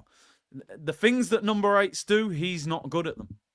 He's just not. Nwaneri was outstanding. Trossard, great assist, not great overall. And Sterling, it was a horror show, mate. It was, even Jamaica Tax can't defend that, bro. It was dreadful. 100 bags a week to play like that. But Marino is the hero. Comes on, scores 2 goals. Genuinely, Marino's going to be our striker, in my opinion. That, for me, is our striker moving forward because Trossard up front didn't work. You can't have Sterling in your team. He's got to get benched. We got West Ham next week. That's a harder game. So you've got to find a way of getting through the next month until Martinelli comes back and then Saka comes back. And at least with Marino, number 1, he can shoot with his left foot. It's technically gifted. Number 2, he's 6 foot plus. He's good in the air. So I actually think Marino starts up front next week against West Ham, which is crazy. But listen, Havertz was a midfielder who ended up playing up front. So why can't we do that with this situation? So listen, the performance was definitely not great. If you're watching the highlights or you're watching the game back, you don't want to watch that first half. It was a stink fest. But we got out of there, people. And you know, I'm proud of the team. I'm proud of the team. Look at Nwaneri's performance today. Look at the Lewis Skelly clearance. I said before this game, I'm looking at our young players. That's a great point, you know. Marino could be our Chris Wood. Hold up play, flick-ons, and can you finish? I mean, that second goal, he finished that like, I know I'm going to score this. Like he's been a striker for 10 years. Listen, they're saying Curtis trying to convince himself. Do I think we're going to win the league? No, I haven't changed my mind. But while there's hope, I will hold on to that hope, people. Give me hope, Joanna. Listen, we are now 4 points behind Liverpool. They've got a game in hand. They play Wolves at home tomorrow. I would expect them to win. But you never know, people. We've got to keep going. Until it's not possible, we've got to keep going. We can't just give up. Elliot said, Marino praise, Curtis? I mean, I can't quite believe it. But maybe he's a better striker than a midfielder. Let me read these super chats. Bo said, give Ethan a 10-year contract now. Absolute gem. That guy is, you could see it in pre-season. He's pure class. He looks even better on the wing. Because when he's one-on-one, he can get past you easily. MT Base, big ups, Big C. Ethan Nwaneri era has begun. 17 years of age, bro. Joba, Happy with the win. Hope Marino wins as the league. Probably won't happen. Maybe Sesko and a decent winger will be all right. Kroenke out. Board out. Listen, it's still Kroenke out, bro. They've left us short. Rouet said we were playing with 10 while Sterling was on. You're not wrong. Non-existent, bro. He's awful. So bad. Alfred said, I think Saka becomes our left winger. Ethan is a generational talent. Not getting too far ahead. Reminds me of Hazard. Quick turn. Good on both feet. Wow. Hazard. The funny thing is, you know, Saka is good on the left. The problem is he loses goal output as a left footer playing on the left wing because he tends to score a lot of his goals cutting inside the way Nwaneri does. But I wouldn't have a problem with it, man. Saka. Marino's basically our striker till the end of the season because Trossard was awful today up front. He was better on the left. But yeah. George said, see, if you could end the league now with the table as it is, would you do it? Nah, let's go for it. Roll the dice. Try and win it. If you don't win it, you know, just have a go. Phil, big up to you, bro. Thank you for the super sticker. Big up SC Guna, who's gifted 5 memberships to the community. Big up your damn self. Mohammed said he was told this morning he will play as a 9. Fair enough. Start him there against West Ham. It will be a harder game next week. You know, they're a lot better than Leicester. So, but it'll be interesting at home. Gifted a membership. Big up Mohammed in the community. Said, come on, you Gunners. Big up Mohammed, who gifted 20 memberships out earlier. And He-Man said, doesn't Marino show that getting a decent body, which is what he is what we needed in January? Half a decent striker would help us. First goal is pressure. Yeah, it totally shows that a decent striker would have elevated us. Listen, let's be honest, people. Today was far from perfect. It wasn't a masterclass, but I did predict 2-0. So, you know, I got the prediction right, which is always nice when you get a prediction right. And we did what was needed. We needed to win the game of football, and we won the game of football. So I'm going to take it. I'm going to take it, people, is what I will say. Ethan Nwaneri today, outstanding performance. Miles Lewis-Skelly, vital block at a time when we could have lost that game 1-0, people. We could have lost that game 1-0, and we've come away with a 2-0 win. So we move. We watch Liverpool tomorrow, see what happens against Wolves. Havertz doesn't finish that second goal. Maybe not. Maybe not. Especially not the form he's been in lately. Especially not the form he has been in lately. He has been awful. So I love the way he finished it. I love the way he finished that chance. He finished it like he's a certified striker. And I was like, ooh, look at the confidence. Look at these guys. Look at the state of these guys. I mean, that picture don't look great, by the way. But look what Arsenal fans are doing online now. We are an out of control community. Look at this. They've put Marino's face on R9. I mean, it's disgraceful because R9's my favourite player ever. But I'm kind of here for it as well. I wouldn't tweet that, though, personally. But I'm here for that shameless level of banter. I respect it at the same time. Do you know what I mean? We're a crazy bunch. I always say we're like a dysfunctional family, Arsenal fans, you know. We're mad. But we understand each other that we're crazy to be Arsenal fans in the first place. You got to be a bit crazy to be an Arsenal fan. I'm telling you, because they'll send you nuts. They're calling him M9. I mean, what are we doing out here, people? I don't mind it, though. I'm here for it. I'm here for it. It's the kind of shameless banter that I enjoy. It's crazy. It's crazy. Everyone's hyping him up. He should play up front the rest of the season. People are saying he has to. He said he forgot to get his wife anything for Valentine's, so I think she'll appreciate this more than roses or chocolates. She might appreciate the goal bonus that you get for it, which is probably about $5,000 each. Them 2 finishers were outstanding. People have to remember, and I'm not getting carried away here, so please don't think what I'm saying here is that he's going to become this player. But people have to remember, Van Persie was a winger when we signed him, left winger. He wasn't a striker. You know, players have become big strikers who weren't strikers. Now, again, I don't want people to think I'm comparing him to these guys, but we've seen a lot of players become top strikers that were wingers, were midfielders. You know, Thierry Henry was a winger, but yeah, let's not get carried away. He will have more difficult days than Leicester. Leicester have the second worst defence in the Premier League. So he will have more difficult days ahead, starting at West Ham. Well, we got West Ham at home, haven't we, next week? Which I would expect us to win that game. Let's have a look at the Premier League table, people. We're only going to look at the top half. I ain't interested in where Leicester are and things like that. Obviously, Liverpool play against Wolves. Manchester City play against Newcastle. Brio said, Tony Mitrovic win Golden Boot in this squad. I would have definitely signed Tony. Carl said, remember, Mourinho had an amazing goal at the Euros. He did. Clearly got an eye for goal. Vegas Connor said, hopefully Arteta keeps Mourinho around the box, not drop him deep. He loves to tinker over and overcomplicate things. I just wanted to check, by the way. What is Mourinho's goal record like when he was at Sociedad? I know obviously he's playing a lot deeper, but does he score many goals? I just want to see if he scored many when he was in La Liga. Mikel Merino, let's get his stats up. Obviously, he played a lot further back. I don't expect him to be scoring loads of goals, but Merino at Sociedad, 5 goals, 3 assists. Yeah, 5 is his highest. Got 9 assists the year before. Yeah. Listen, let's see. Let's have a look at the Premier League table. See what's what. Liverpool play Wolves at home. Don't expect them to drop points, but you never know. We're 4 points behind Liverpool now. 53 points for us, 57 for them.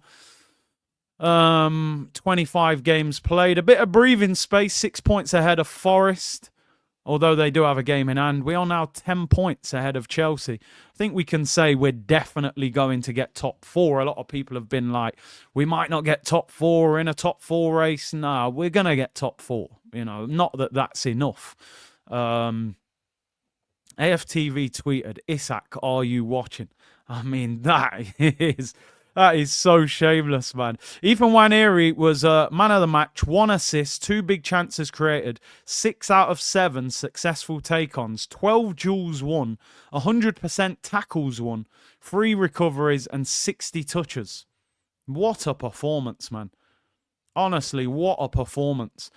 How many games left? 13 for Arsenal, 14 for Liverpool.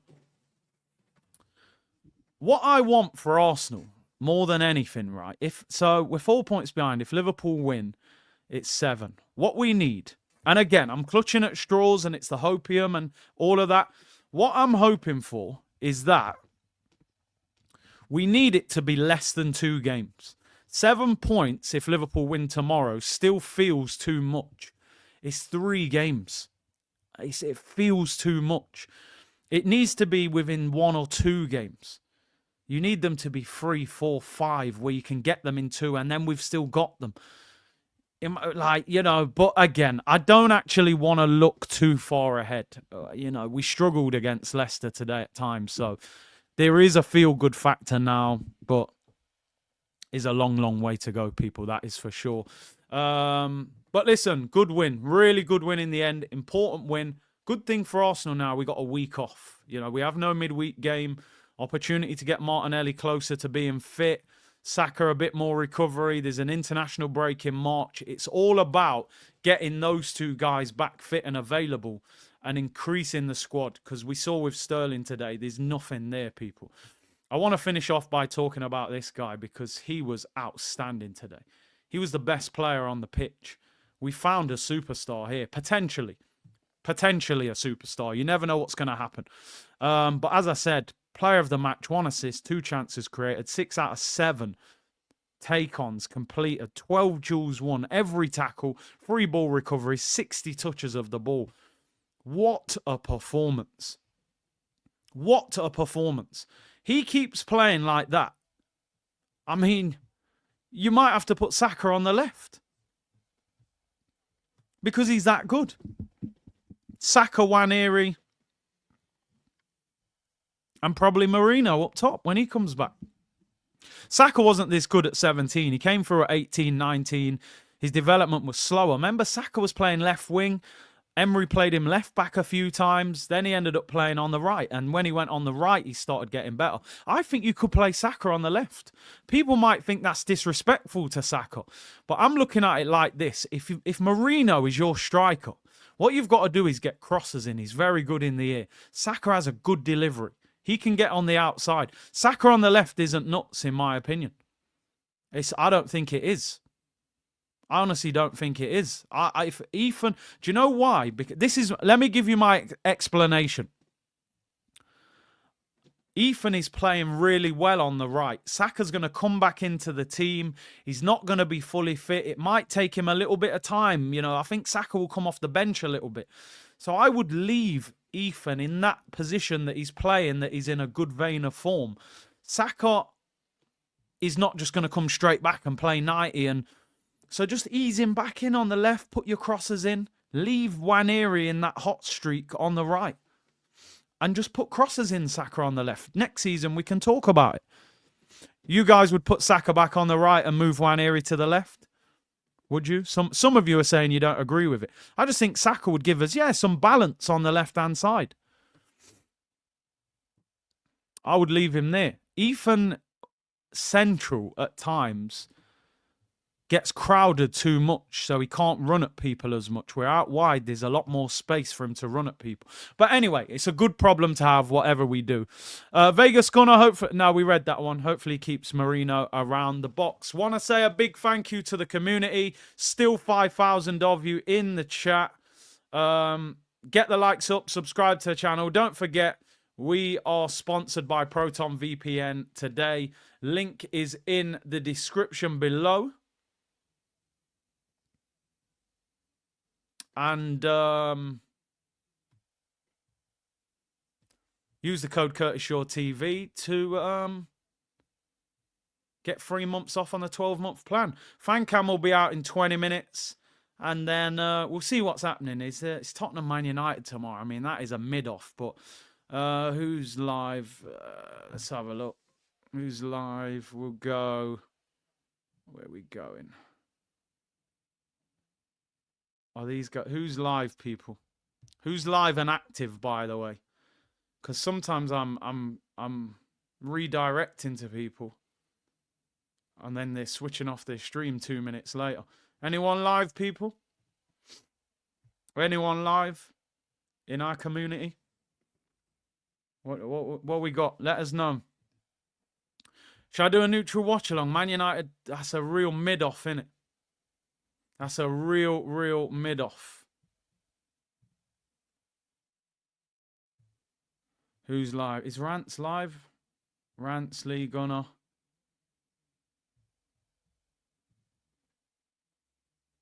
Oh, Rants is doing Man City, Newcastle, Watchalong. I'll go to Rants. Rants raided the other day, so I will... How do I... This... Let's go Rants. Rants is going live for the Man City game against Newcastle, so that makes sense. We'll raid Rants if you want to go and watch that. We'll go there. Big up to everyone locked in, and thank you very much for tuning in. Oh, Potsy's live as well. I love Ethan, but he doesn't maintain width. Well, if you go to Rants, put Curtis Shaw TV raid, C unit and all that, but if not, go to Potsy as well and put the same thing. We'll make it look like we've raided. People, thank you very much for tuning in. Marino saves the day. I've always rated him, people. Nwaneri, the star boy has been found. Take care, everyone. Bless.